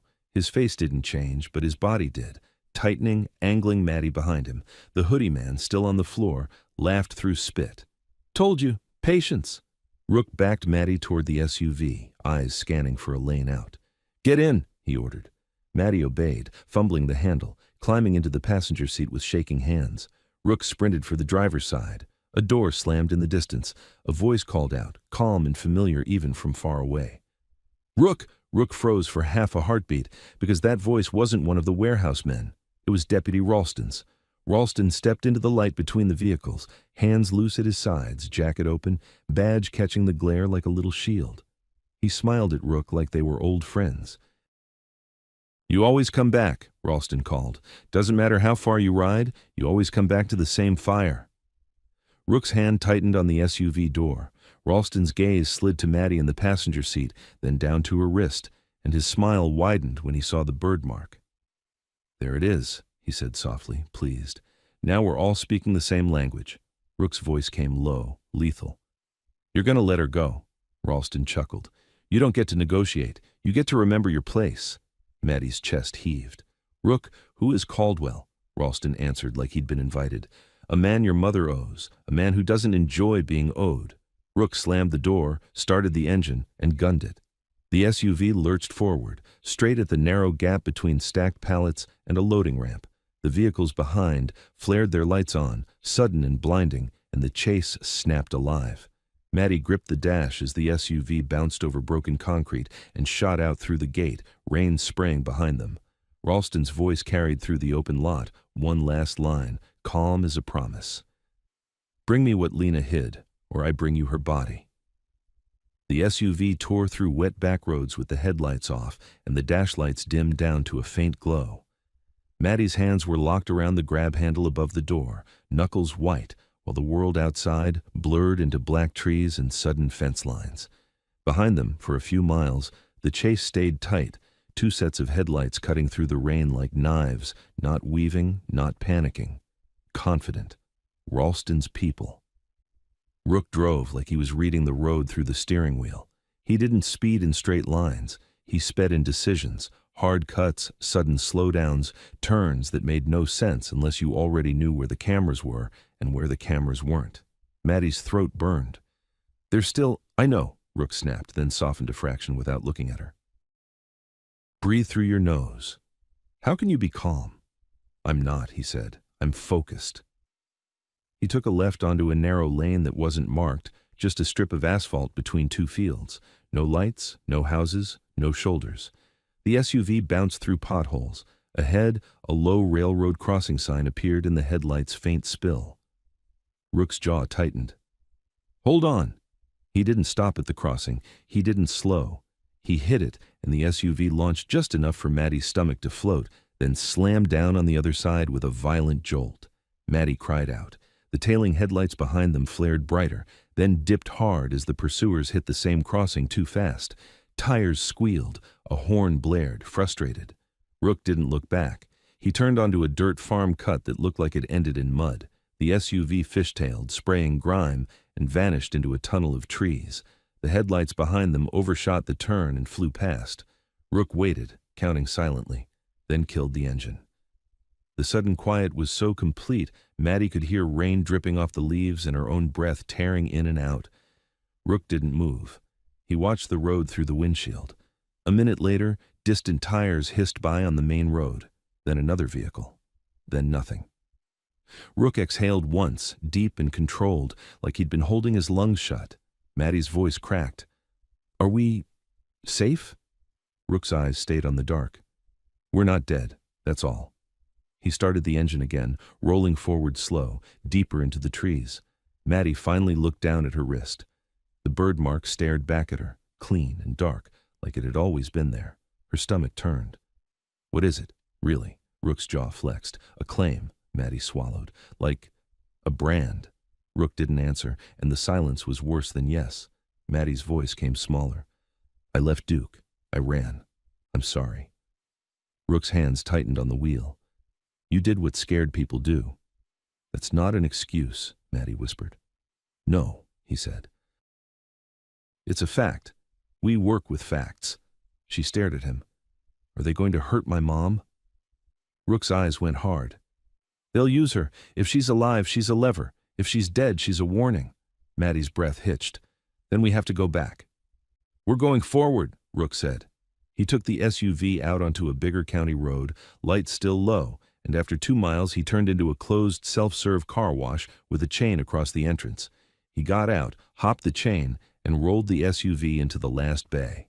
Concrete walls, no cameras. The sound of rain amplified and trapped. Rook killed the engine and finally turned to her fully.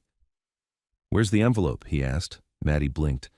"My backpack." Rook reached behind her seat and yanked the backpack up into the light. "It was in the van. I grabbed it when you weren't looking." Maddie's throat tightened with relief so sharp it hurt. Rook unzipped it and pulled out the plastic-wrapped envelope with the shaking handwriting. For Rook. Only. He stared at it like it could bite. Maddie whispered, "Open it." Rook didn't move. "Rook," Maddie said again, voice firmer, "we don't have time for whatever you're feeling." His eyes flicked up, a flash of something raw, then he looked back down and tore the plastic open with careful fingers.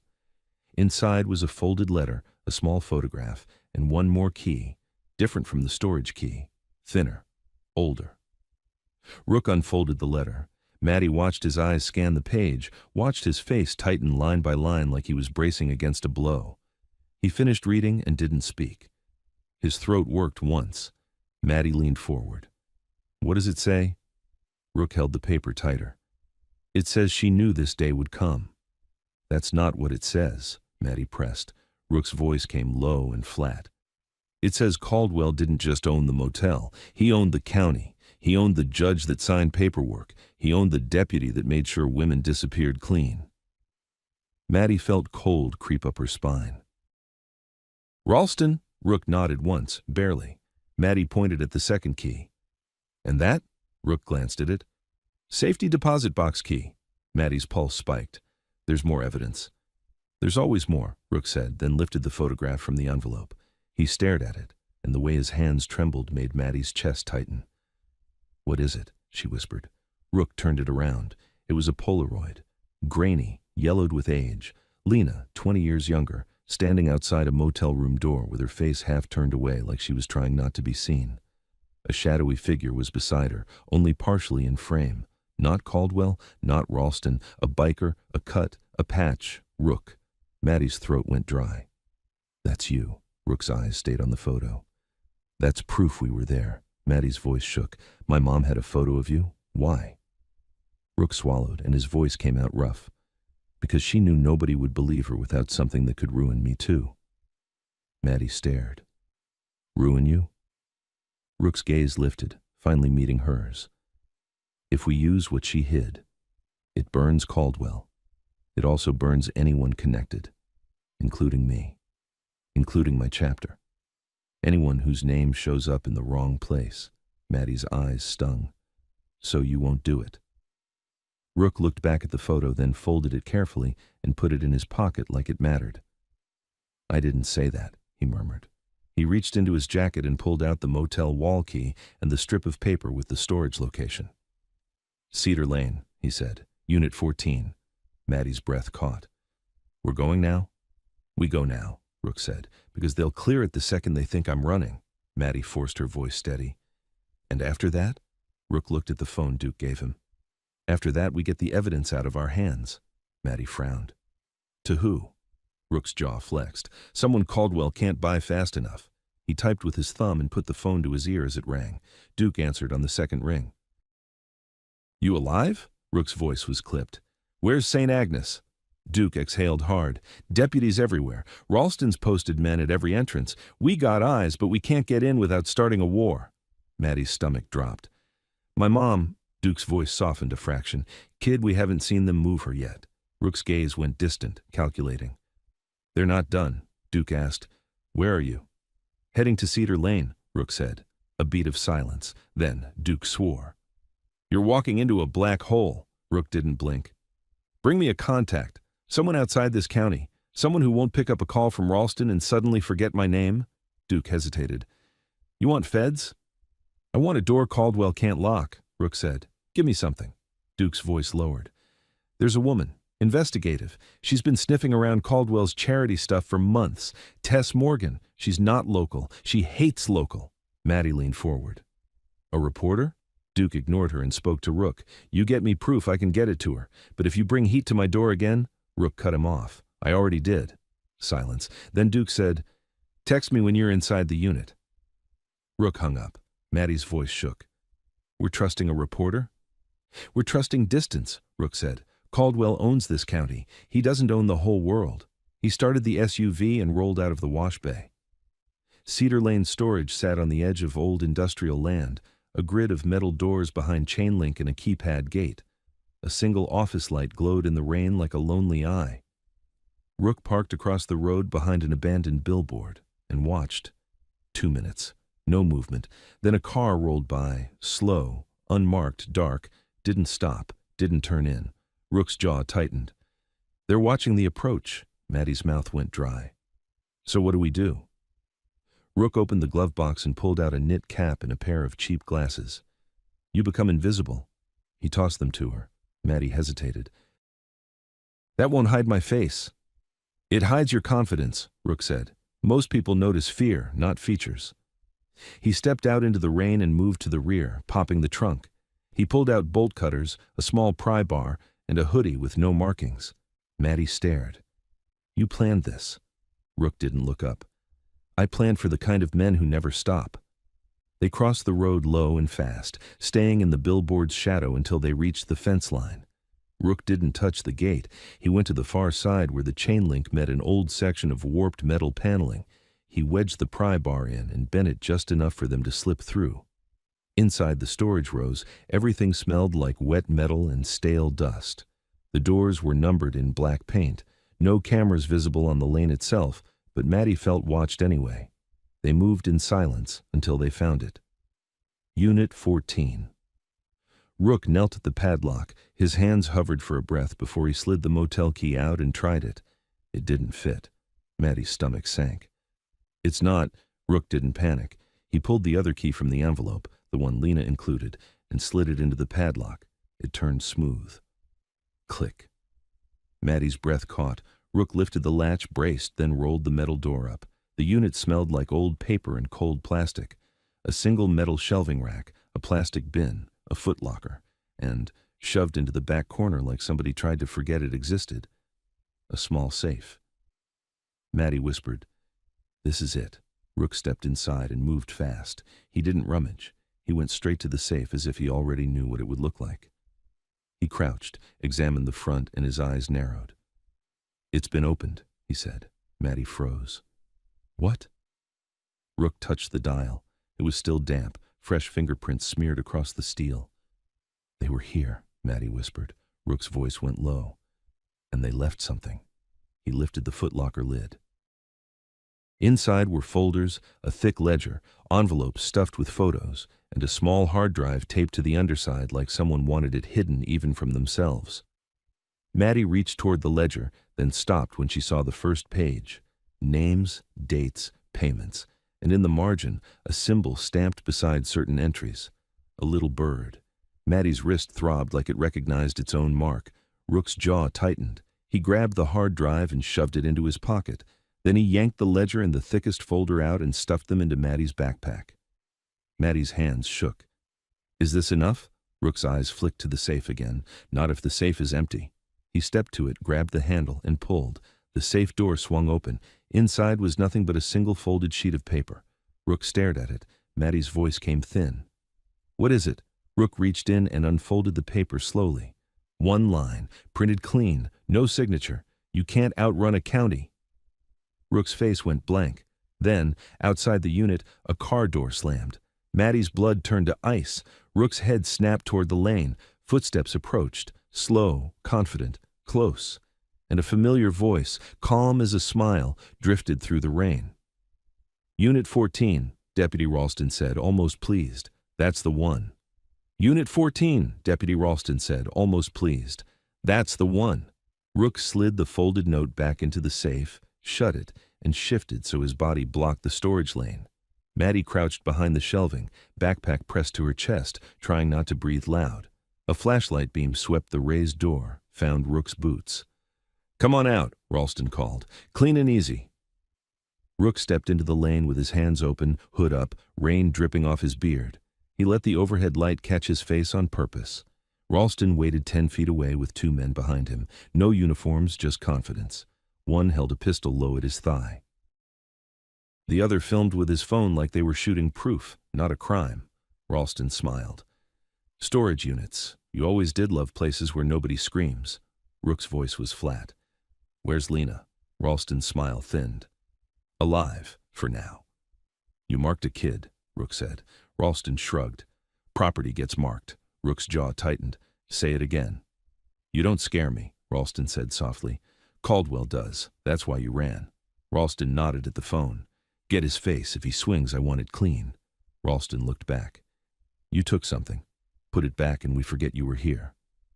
Rook didn't move. You won't forget. Ralston's eyes hardened. Then we skip the polite part. You don't hand it over, Lena dies tonight.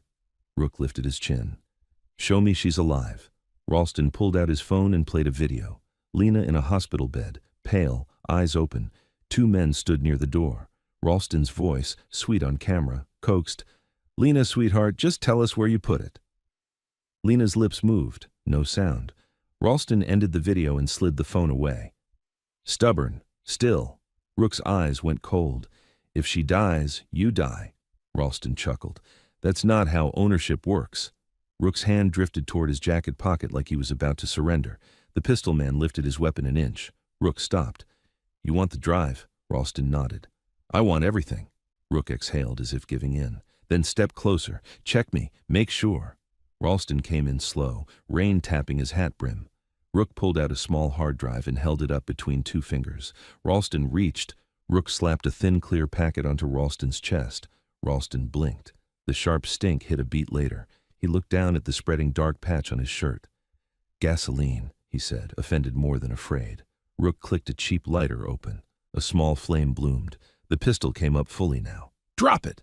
Rook didn't. His eyes stayed on Ralston. Call the hospital. Tell them to back off Lena. Right now, Ralston's mouth tightened. You light me, Caldwell kills her anyway. Call, Rook said. Ralston held still, eyes locked on the flame. Then he pulled out his phone and hit a contact. Pull back. Not yet. Keep her alive. A pause. Because I said so. He ended the call and lifted his chin. Happy? Rook didn't lower the lighter. Tell your men to step back. Ralston flicked 2 fingers. His men shifted away. Ralston breathed through his nose, gasoline smell filling the lane. Now what, hero? Rook's voice stayed calm. We walk. Ralston's smile returned slowly. Walk where? You can't hide her. You can't hide yourself. Ralston's gaze drifted toward the unit opening, trying to catch a shadow. Here's what's going to happen, he said. You're bringing what Lena hid to Bluebird, tonight. Rook's eyes narrowed. Why?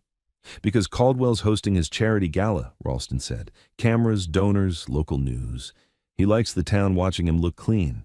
His smile sharpened. And he wants the lesson public. Ralston's voice turned gentle, almost kind. 9 o'clock. You come alone. You hand it over. Lena keeps breathing. The kid walks away. Rook's lighter flame trembled. And if I don't?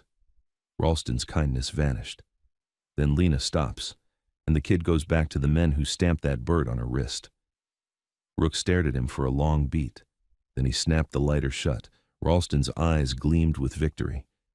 Good. Rook tucked the hard drive into his pocket instead of handing it over. Ralston's smile twitched. You don't get to keep that. Rook's voice was flat. 9 o'clock. For a second, Maddie thought the gun would bark anyway, but Ralston didn't want blood here. Not on camera. Not with gasoline on him. He stepped aside. Go. Rook turned, reached into Unit 14, and pulled Maddie forward by the hood, gentle but urgent. Maddie stumbled into the lane, eyes huge. Ralston's gaze dropped to her wrist, and his smile softened like he was looking at a receipt. Tell your mom we'll take good care of her, he said. Maddie couldn't speak.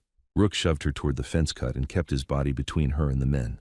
They slipped out into the rain and crossed to the SUV. Behind them, Ralston called, casual as a reminder. 9.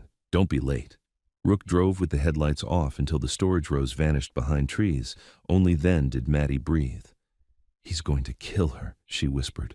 Rook's jaw clenched. Not if we make the world hear him first. He typed fast on Duke's burner. Ralston, set Bluebird. 9 p.m.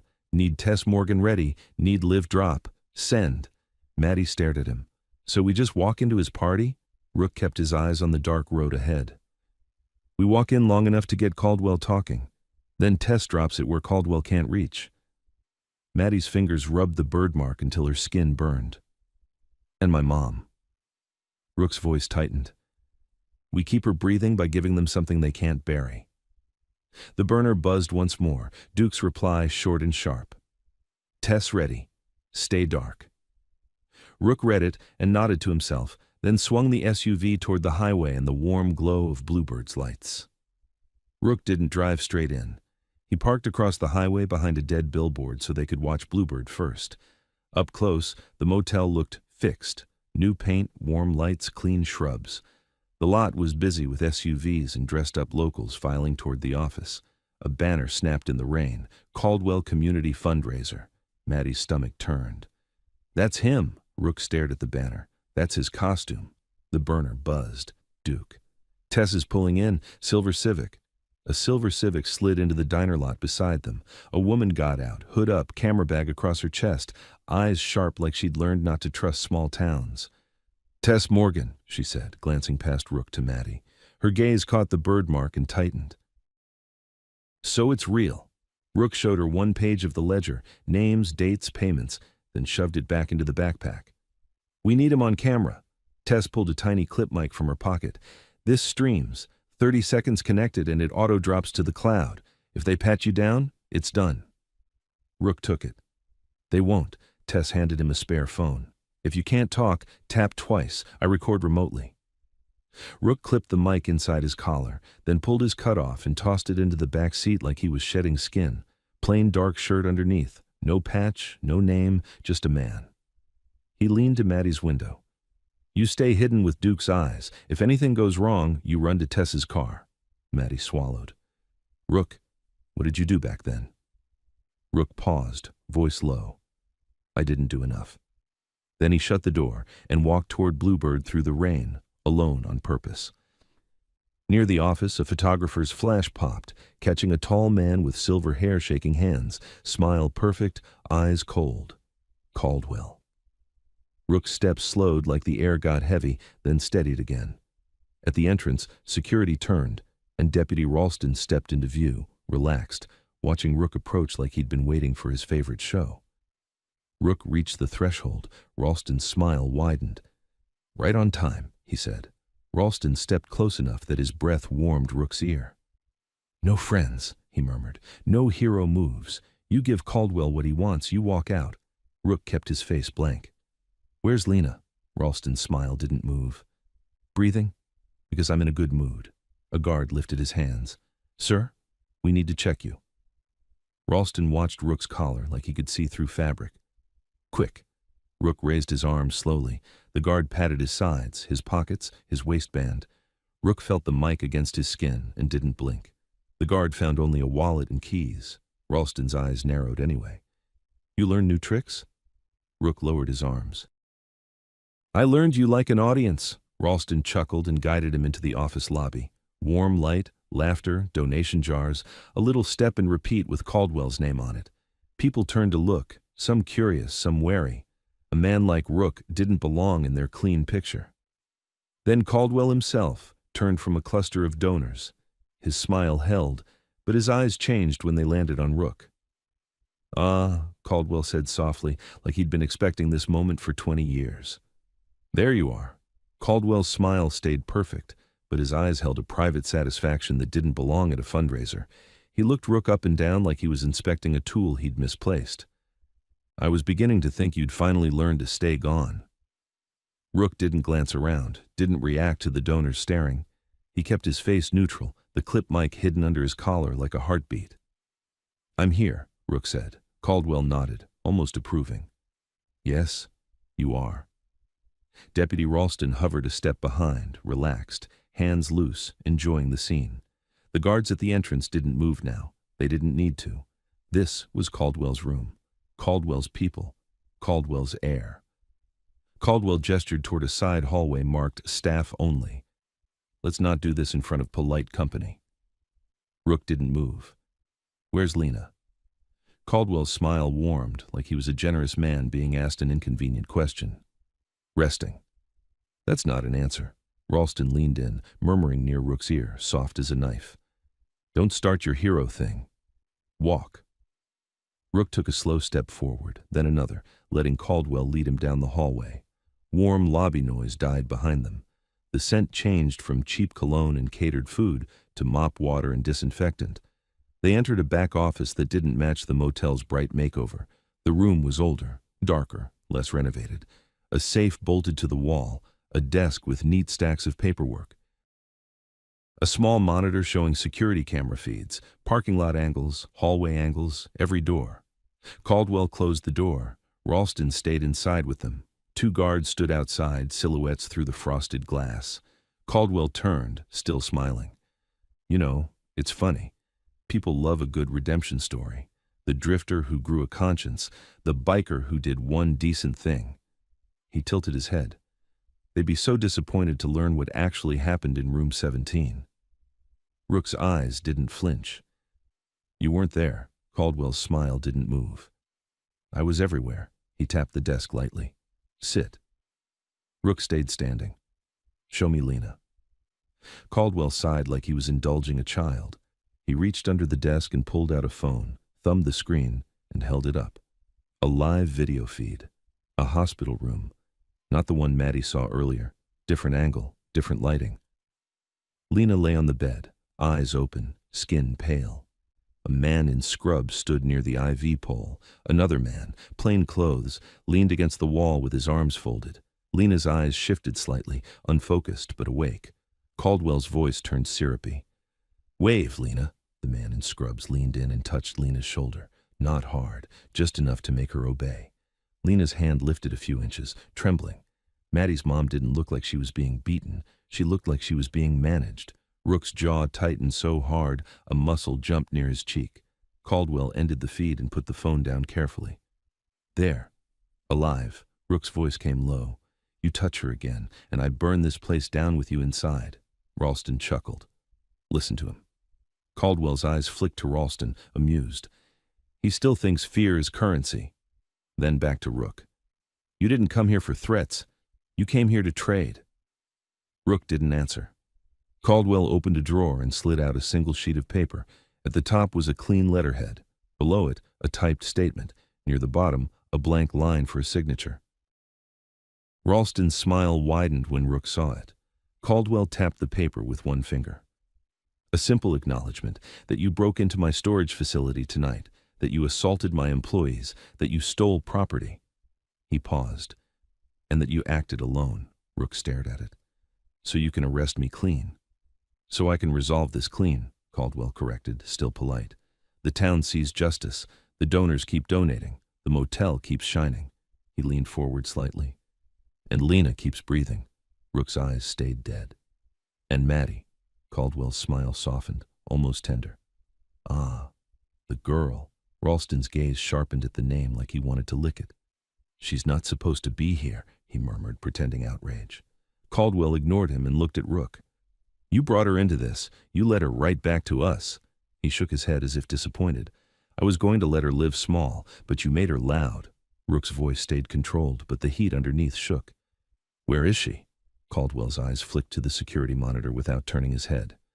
Not inside. Ralston's smile thinned. Not yet. Rook's gaze didn't leave Caldwell. You're proud of that birthmark. Caldwell's smile returned. It's a symbol. It's a brand, Rook said. Caldwell shrugged lightly. Call it whatever you need to call it so you can sleep. He leaned back in his chair. The bird means a dead exists. It means the county remembers. Rook's eyes narrowed. You stamp kids now? Caldwell's expression hardened for the first time, the nice mask slipping just a hair. Don't say it like that, he warned, voice still quiet. This isn't violence, it's order. Ralston laughed under his breath, like he loved hearing Caldwell say the quiet part out loud. Rook leaned forward a fraction. Order. That's what you call girls disappearing. Caldwell's eyes chilled. Careful. Rook didn't blink. Say it. Say what you did in room 17. Silence dropped heavy. Ralston watched Rook like he was waiting for him to get himself killed. Caldwell studied him, calculating. Then Caldwell smiled again, smaller, sharper. You think you're clever, he said softly. You think you can bait me into confession. He nodded toward the ceiling, toward the walls, toward the entire building. This place has cameras, Rook. Always has. You want to play with recordings? I have recordings. Rook's throat tightened. He didn't move. Caldwell continued, voice calm. I can pull the footage of you walking into that room 20 years ago. I can pull the footage of you dragging a man out. I can pull the footage of Lena running out half-dressed, crying. He shrugged. And the town will believe what I tell them to believe. Ralston's eyes gleamed. He's right. They always do. Rook's voice came rough. You're going to frame me for saving her? Caldwell spread his hands as if apologetic. I'm going to restore the narrative. The motel owner protects the community. The biker threatens it. He leaned in again. You take the fall, and I don't have to touch Lena. You understand? I don't want to touch her. The lie was so smooth it almost sounded sincere. Rook's eyes stayed on Caldwell's face. You already touched her. Caldwell's smile tightened. Only because you made it necessary. Ralston stepped closer to Rook, voice low. Sign the paper. Give Caldwell what he wants. Walk away breathing. It's a good deal. Rook looked at the paper again, then back at Caldwell. And the evidence Lena hid.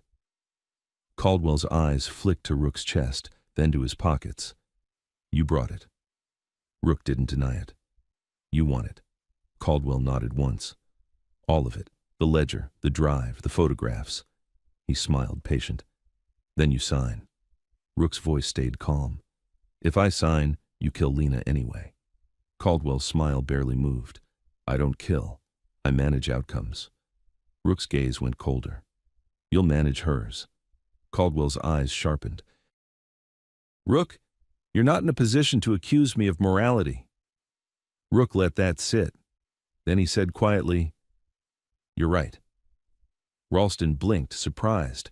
Caldwell's smile widened, thinking he'd won. Rook reached into his pocket slowly and pulled out the small hard drive. He set it on the desk between them like it was nothing. Caldwell's eyes locked on it. Ralston's hand drifted toward his belt. Instinct. Rook kept his voice even. I'll sign. Caldwell's smile warmed. Good. Rook put his hand over the paper. But first, one thing. Caldwell lifted a brow. You're not in the position to negotiate. Rook didn't look away. You like being clean. You like being admired. So tell me something. His voice stayed steady, almost conversational. Why keep the motel at all? If you're so respectable, why keep a place like Bluebird? Caldwell stared at him for a beat, then chuckled. Because it's a landmark. It's a trap, Rook said. Ralston's smile faded. Watch your mouth. Rook kept his eyes on Caldwell. You keep it because it reminds people who owns them. Caldwell's gaze narrowed, annoyed but intrigued. You think you know me. Rook's voice stayed low. I know you need it.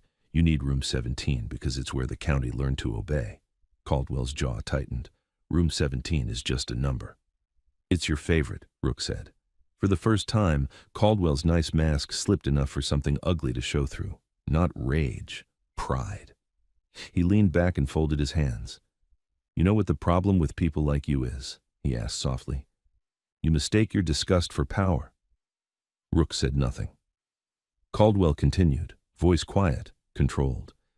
Bluebird is a system. It is a pressure valve. It's a place where bad decisions become manageable. His smile returned, thin and satisfied. It keeps the rest of the county clean. Ralston let out a soft breath that sounded like agreement. Rook's eyes didn't move. So when Lena tried to leave, Caldwell cut him off, still smiling.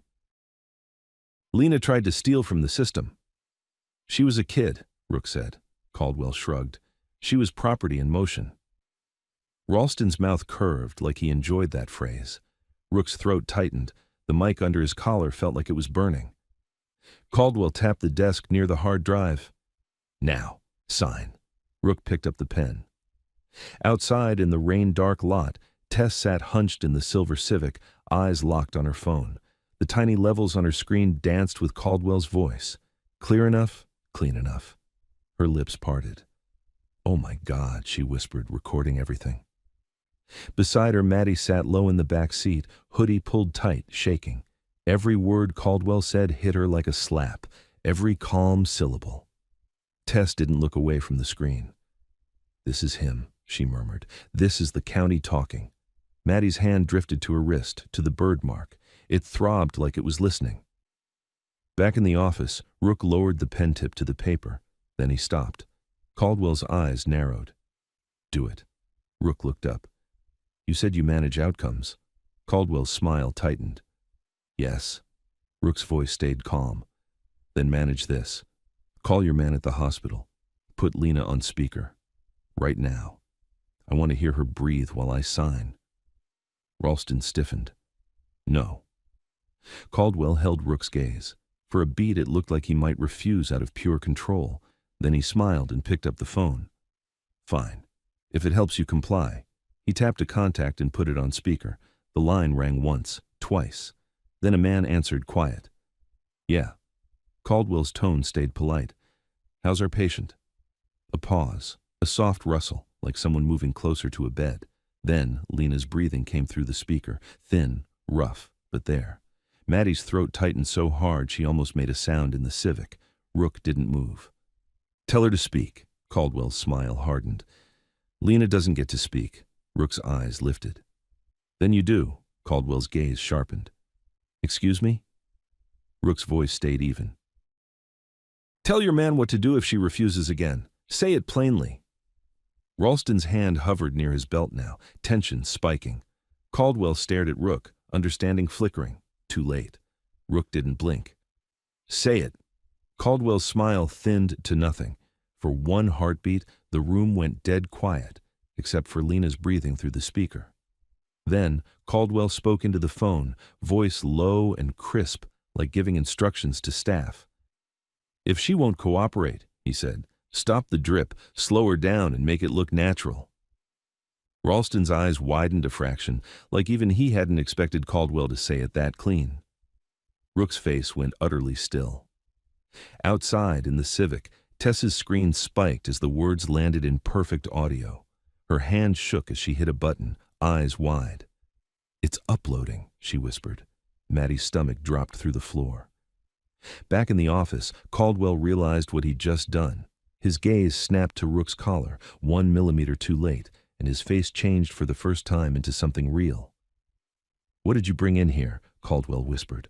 Ralston lunged forward, grabbing at Rook's shirt front. Rook moved. He slammed his forearm into Ralston's throat and drove him back into the wall hard enough to rattle the camera monitor. The hard drive skittered off the desk and bounced on the floor.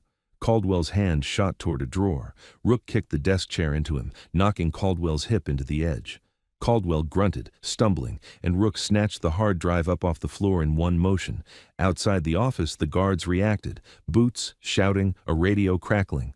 Ralston clawed at his neck, red-faced, furious. Get him! Caldwell's phone was still on speaker. Lena's breathing was still there, thin, scared. Then a new voice cut in on the line, urgent. "Sir, something's happening. Someone's in the room." Caldwell's eyes went wide. And through the speaker, Lena made a small, broken sound, half breath, half cry, right before the call went dead. Rook hit the hallway like a battering ram. He didn't run straight toward the lobby. He ran at an angle, past the staff-only sign, past a linen cart, past a door marked electrical, because Caldwell's whole building was designed to funnel people into cameras and witnesses. Rook refused to give him either. Behind him, Ralston's voice tore through the back corridor. "Get him! Close the front!" Boots pounded. A radio crackled. Somewhere a door alarm chirped once, then screamed. Rook shoved into the electrical room and yanked the door shut behind him. The space smelled like hot dust and old wire. He didn't have time to breathe. He moved his fingers under the clip mic at his collar, ripped it out and jammed it deep into a junction box gap behind a conduit, out of sight, still streaming for a few more seconds if it could. Then he stepped back out. The back corridor was already filling with staff and security, faces confused, mouths open, people looking for someone to tell them what was happening. Rook used that. He lowered his shoulders, blended into the movement, and burst through a service door that dumped him into the lobby. Warm light. Donors. Smiling locals with paper cups of punch, pretending they didn't see the tension because nothing bad happens here. Caldwell's voice rose above the room, smooth and bright, the way you talk when you want people to stay calm. "Everyone, we're experiencing a minor security issue," Caldwell announced, stepping onto a small platform near the banner. "Please remain inside. We have everything under control." Rook saw him from across the lobby, calm face, perfect suit, a man who could order a death and then smile for a photo. Ralston appeared behind Caldwell, at the platform edge, hand at his belt, eyes scanning the crowd with predatory focus. And then Ralston's gaze found Rook. For a split second, everything froze. Ralston's mouth tightened. He pointed without pointing, a tiny motion of 2 fingers toward the front entrance. Guards began to move. Rook didn't push through the crowd. He didn't shove old ladies or knock over tables. He moved like he belonged there, like he was late to donate. He went straight toward the donation table, grabbed a glossy brochure, and walked past the photographer's flash like he was just another guest. The flash popped again. In the harsh white blink, Rook saw the security cameras above the lobby corners and realized Caldwell had already switched the narrative. Rook was the threat. Rook was the criminal. Rook was the reason these good people needed protection. Rook reached the front doors. A guard stepped in. "Sir, we need you to—" Rook didn't stop walking. He stepped close enough that the guard smelled rain and sweat and something older. "You touch me," Rook murmured, "and your boss's audio is already in the cloud." The guard blinked, uncertain. Rook used that half-second and slid past him into the rain. Outside, the parking lot looked festive. String lights, a banner, clean shrubs, until you saw the men standing too still under the overhangs and the unmarked cars placed like chess pieces. Rook moved fast now, cutting left along the rooms rather than running straight for the road. He didn't go toward Tessa's Civic. Not yet.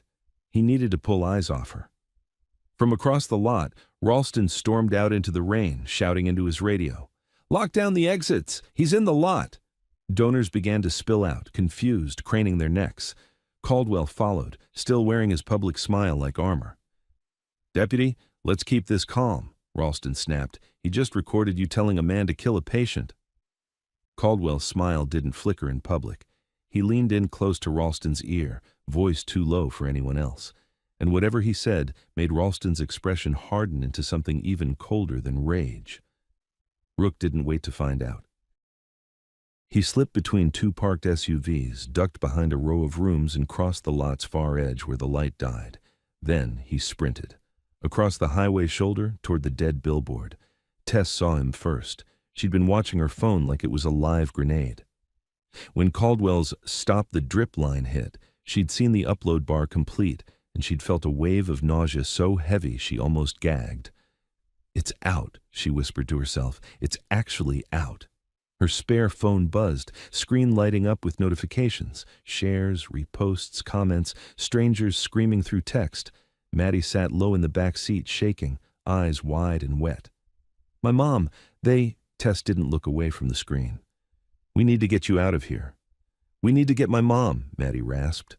Tess finally turned and looked at Maddie's face, really looked, and the birthmark on her wrist, angry and dark. Your mom is the lever, Tess said quietly. You're the lock. Maddie swallowed hard. Rook said he'd keep her breathing. Tess's jaw tightened. Then we make it expensive to kill her. Rook appeared at the billboard, rain running off him in sheets. He yanked open the Civic's passenger door and leaned in. Drive, he said to Tess, now. Tess didn't argue. She started the engine, tires squealing wet as she pulled out. Rook slid into the front passenger seat, twisted back to Maddie. You okay? Maddie's voice cracked.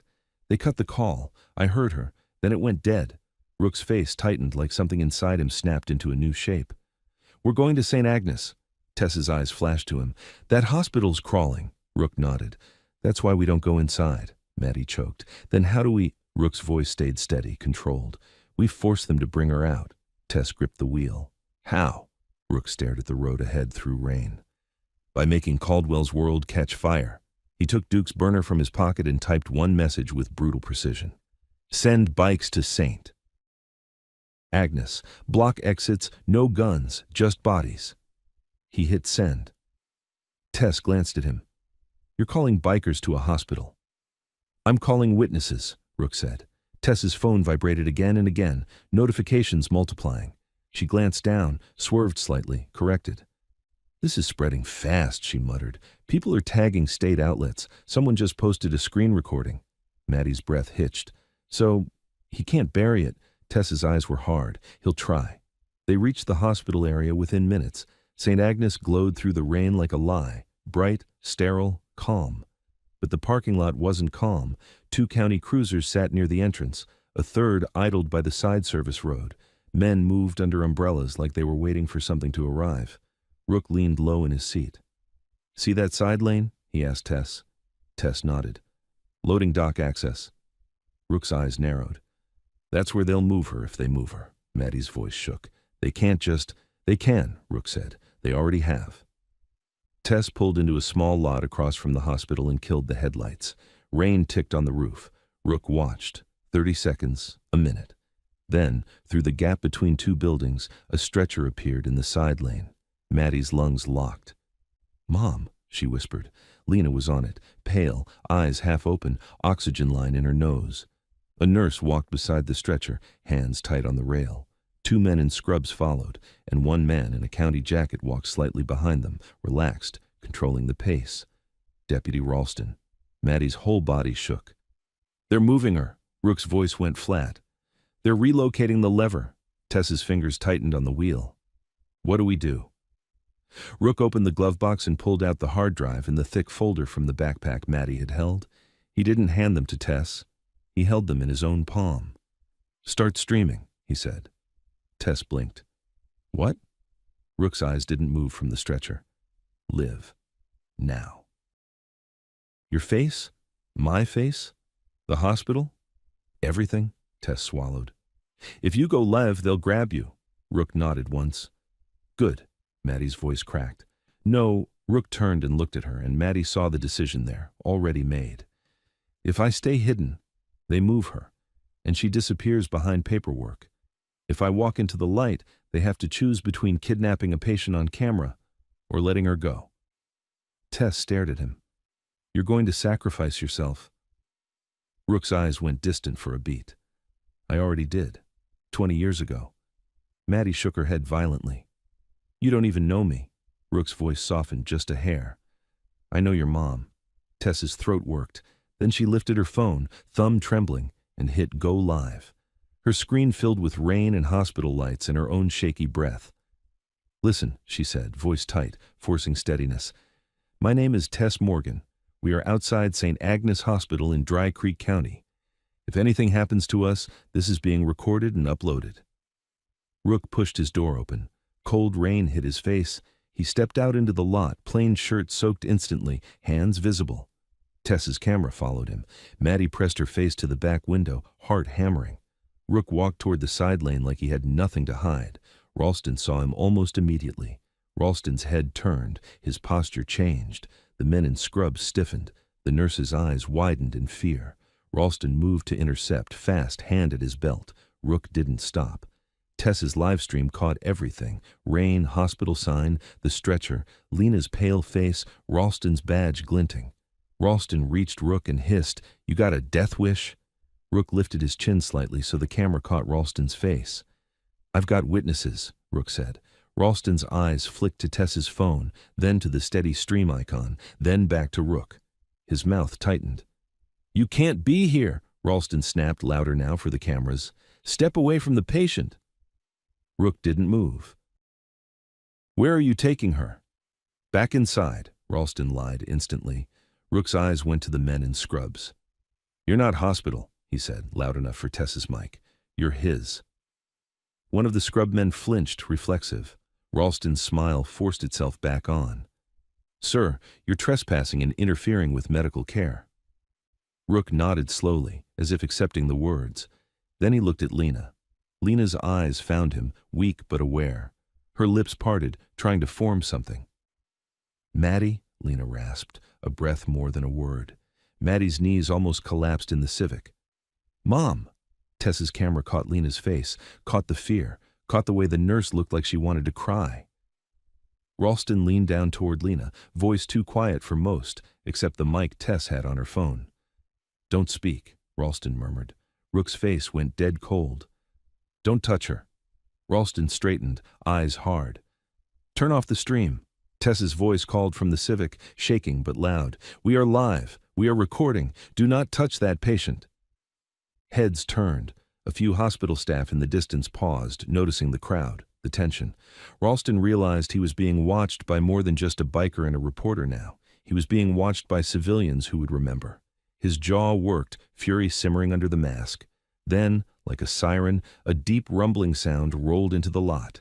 Motorcycles, a pack, 6, 8, 10, sweeping in along the front road, engines loud and unavoidable.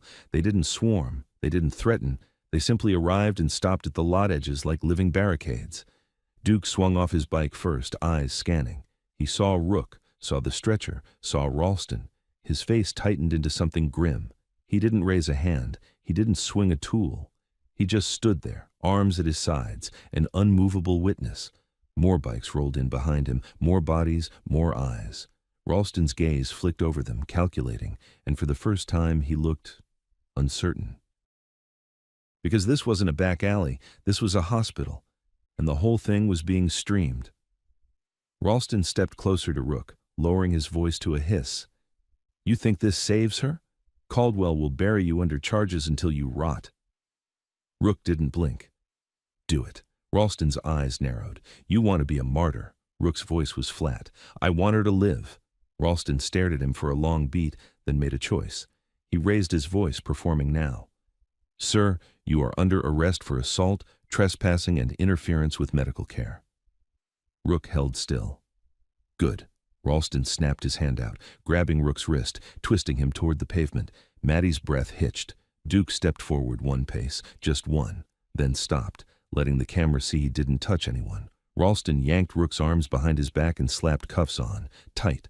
The metal click echoed in the rain like a verdict. Rook didn't fight. He didn't resist. He didn't give Ralston the satisfaction of a struggle. Ralston leaned close to Rook's ear again. "Now turn over the evidence," he whispered, "and maybe I let the girl see her mom one more time." Rook's gaze slid to the Civic, to Maddie's face pressed against glass. Then he looked at Ralston, voice low and steady. "I already gave it away." Ralston froze. Rook lifted his chin toward Tess's phone, still streaming, still recording. "You can't stop what's already out." Ralston's expression tightened into pure hatred, and at that exact moment, hospital staff pushed forward, real staff now, drawn by the noise, the bikes, the live stream. A doctor in a white coat stepped to the stretcher and barked, "Who authorized moving this patient? Get her back inside, now!" The nurse's face crumpled with relief. She grabbed the rail and began rolling Lena back toward the doors, away from Ralston's men. Ralston turned sharply. "Stop!" The doctor's voice cut through him, loud and official. "Deputy, step away from my patient." Ralston hesitated, eyes flicking to the camera, to the bikes, to the watching civilians. He stepped back. Lena was wheeled toward the entrance, disappearing into the hospital light. Maddie's vision blurred with tears, relief so sharp it felt like pain. Rook watched her go, still in cuffs, rain running down his face like he couldn't tell what was water and what wasn't. Ralston yanked him toward the cruiser.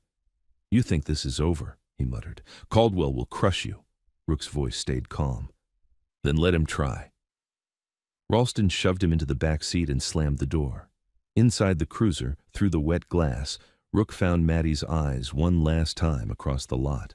He mouthed 3 words, slow, deliberate, so she'd understand.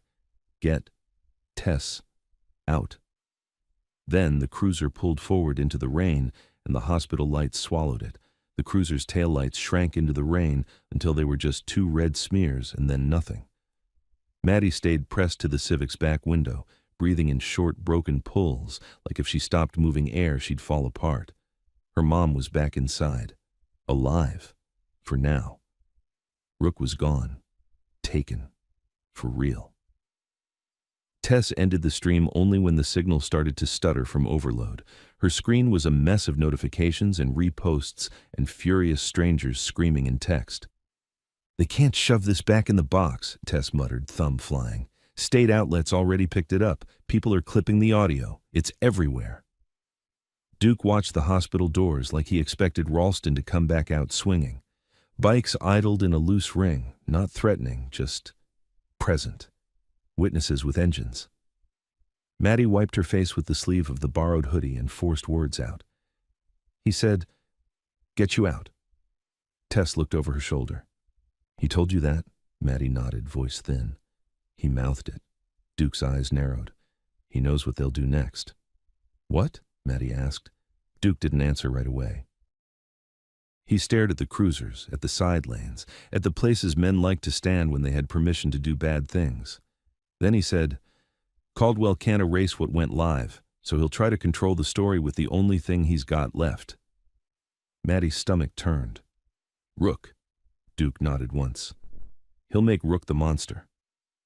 Tess's phone buzzed hard. A new headline notification flashed across her screen, words half visible under raindrops. She swore softly. "They're already moving." Maddie leaned forward. "What does it say?" Tess angled the screen so Maddie could see. A local station post, written fast, careless, obedient. Breaking, motorcycle gang. Member arrested after disrupting community fundraiser and interfering with hospital care. Maddie's chest tightened. "They're calling him a gang member like he attacked my mom." Duke's mouth twisted. "Because that's Caldwell's first move. Make the town afraid. Fear makes people forget what they heard." Tess typed furiously, attaching the cleanest clip. Caldwell ordering the drip stopped. Caldwell saying, "Make it look natural." Caldwell calling Lena property in motion. She sent it to 3 numbers she didn't announce. "We go bigger," Tess said, voice tight. "State, federal, medical board, everyone." Maddie shook with anger now, not just fear. "And my mom?" Duke jerked his chin toward the entrance. "She's safer inside with eyes on her. We keep eyes. We keep the stream. We keep people looking." Maddie swallowed. "But Rook," Duke cut her off, gentle but firm. "Kid, you want to save him? Then you do what he can't do from the back of a cruiser." Maddie stared. "What?" Duke leaned closer, voice low. "You tell the truth where they can't punch it." Maddie's hands trembled. I'm just a kid." Duke's gaze didn't soften. "You're the reason he walked into the light." A nurse burst through the hospital doors, scanning the lot. She spotted the bikes, flinched, then saw Maddie in the back seat and ran toward the Civic anyway, rain soaking her scrubs. "Maddie?" she gasped. Your mom's asking for you." Maddie's heart jumped. "Is she okay?" The nurse nodded fast. "She's stable." But her eyes flicked toward the road where the cruiser disappeared. "They're trying to get an order to move her again. The doctor is fighting it, but they're making calls." Tess's jaw tightened. "Who's making calls?" The nurse swallowed. "Caldwell's attorney is here. They're saying your mother is a vulnerable adult being influenced by criminals." Maddie went cold. "Criminals?" Duke's face hardened. "So they'll try to separate her from anyone who can speak." Tess nodded once, decision locked in. "Then we speak louder." Maddie looked at the nurse. "Can I see her?" The nurse hesitated. "Yes, but you need to be quick. And you cannot bring..." You cannot bring all of this with you. She glanced at the bikes, at Duke. Maddie nodded. Just me. Duke leaned in toward Maddie through the open door, voice controlled. You go in, you tell her you're here. You get anything she hasn't said, names, places, anything. He tapped Maddie's backpack lightly. And you do not hand that to anyone inside. Maddie's eyes filled. What if they take me? Duke's gaze sharpened. They won't. Not now. Too many cameras, too many eyes. He paused. But you don't walk into a hallway alone. Nurse stays with you. The nurse nodded immediately, terrified but willing. I'll stay. Maddie slid out of the Civic, legs unsteady. Her wrist throbbed under the birthmark. She pulled her sleeve down over it like fabric could erase a claim. Tess grabbed Maddie's arm lightly. If anyone questions you, remember this. You're a minor. You ask for a lawyer. You say nothing else. Maddie swallowed and nodded, then followed the nurse into the hospital. Inside, the air was warm and sterile. The noise felt muted, like the building was trying to keep secrets. In the hallway, two men stood near the nurse's station in suits, whispering to a supervisor with tight lips. One of them held a folder with a familiar logo, Caldwell Community Fund. The nurse kept her head down and moved fast, guiding Maddie through a side corridor and into Lena's room. Lena looked smaller than ever, but her eyes latched onto Maddie like a hook. Mads, Lena rasped. Maddie rushed to the bedside and took her hand, careful of the IV line. I'm here. Lena's eyes filled. Where is he? Maddie's throat tightened so hard it hurt. They took him. Lena closed her eyes for a second. A tear slipped out and vanished into the pillow. I'm sorry, Maddie whispered. I'm sorry I ran. I'm sorry I... Lena squeezed her hand, weak but fierce. No. Listen to me. Maddie leaned in. Lena's voice came in thin fragments, like every word cost. Caldwell will try to move me. If they move me, you won't find me. Maddie's stomach dropped. Then we'll stop them. Tess, not Tess, Lena whispered, eyes sharp suddenly. Not just press. Her gaze flicked to the door. You need federal, medical, someone outside the county. Maddie nodded rapidly. We have a reporter. She's streaming. Lena's fingers tightened as much as they could. Good. But you need the box. Maddie blinked. What box? Lena swallowed, breath rattling. Deposit box. The key I gave you. It's not the only one. Maddie's pulse spiked. There's another key? Lena's eyes filled with pain and urgency. There's a second copy, in my old things, in the lining of the blue purse. Closet shelf, top. Maddie nodded fast, memorizing. Lena pulled air in, forced the next words out. The box has the original tape. Maddie froze. Tape. Lena nodded once. Audio. Room 17. Caldwell's voice. Ralston's voice. It's why I lived. Because I hid it. Maddie's chest cracked open. You recorded them? Lena's mouth trembled. I was a kid, but I was not stupid. I knew no one would believe me. Maddie's eyes burned. Where's the box? Lena's voice dropped to a whisper. First State Bank, Dry Creek, box 26. Maddie felt her heart slam. We can get it. Lena squeezed her hand again. You don't go. Rook would say no. Maddie choked. Rook isn't here. Lena's eyes closed for half a second, and when they opened, they were full of guilt. He saved me, and he paid. He paid then. He's paying now. Maddie's voice broke. Why would Caldwell hate him so much? Lena stared at the ceiling like she couldn't look at Maddie for this part. Because Rook made him bleed. Maddie went still. What? Lena swallowed. That night, Caldwell's man tried to take me. Rook stopped it. There was a fight, and someone died. Maddie's breath stopped. Who died? Lena's eyes filled. Not Caldwell, not Ralston. Her voice fractured. A boy, a worker, someone they would have buried anyway. Maddie's stomach turned. Lena's fingers trembled. Rook took the blame. He let them think. He did it, because if they blamed me, they'd own me forever. Maddie stared, numb. So he's been carrying that for 20 years. Lena nodded once, tears sliding. And Caldwell never forgave him for making him look weak for one night. Footsteps passed outside the room, voices in the hallway. The nurse stiffened. Lena's eyes snapped back to Maddie, urgency returning. If they offer you a deal, if they tell you they'll free him if you give them the drive, you don't. Maddie shook her head, terrified. But Lena tightened her grip. You don't, because they'll take everything and still keep him. Caldwell keeps what he wins, Maddie whispered. Then how do we save him? Lena's gaze sharpened with the last of her strength. You make it impossible to keep him. Maddie swallowed. How? Lena's voice came like a knife. You put the tape in federal hands. In the hallway, the suited men's voices rose slightly. Maddie heard her own name float through the door. Minor, custody, protective. The nurse's face went pale. Lena heard it too. Her eyes widened. They're coming, Maddie's heart pounded. Mom, Lena squeezed her hand, eyes wet. Go, now, get Tess, get Duke, get the tape. Don't let them separate us. Maddie stood, shaking, and leaned down to kiss her mom's forehead. I'm not leaving you, Lena whispered. You have to. The nurse grabbed Maddie's elbow gently. We have to move. Maddie turned for the door and stopped dead.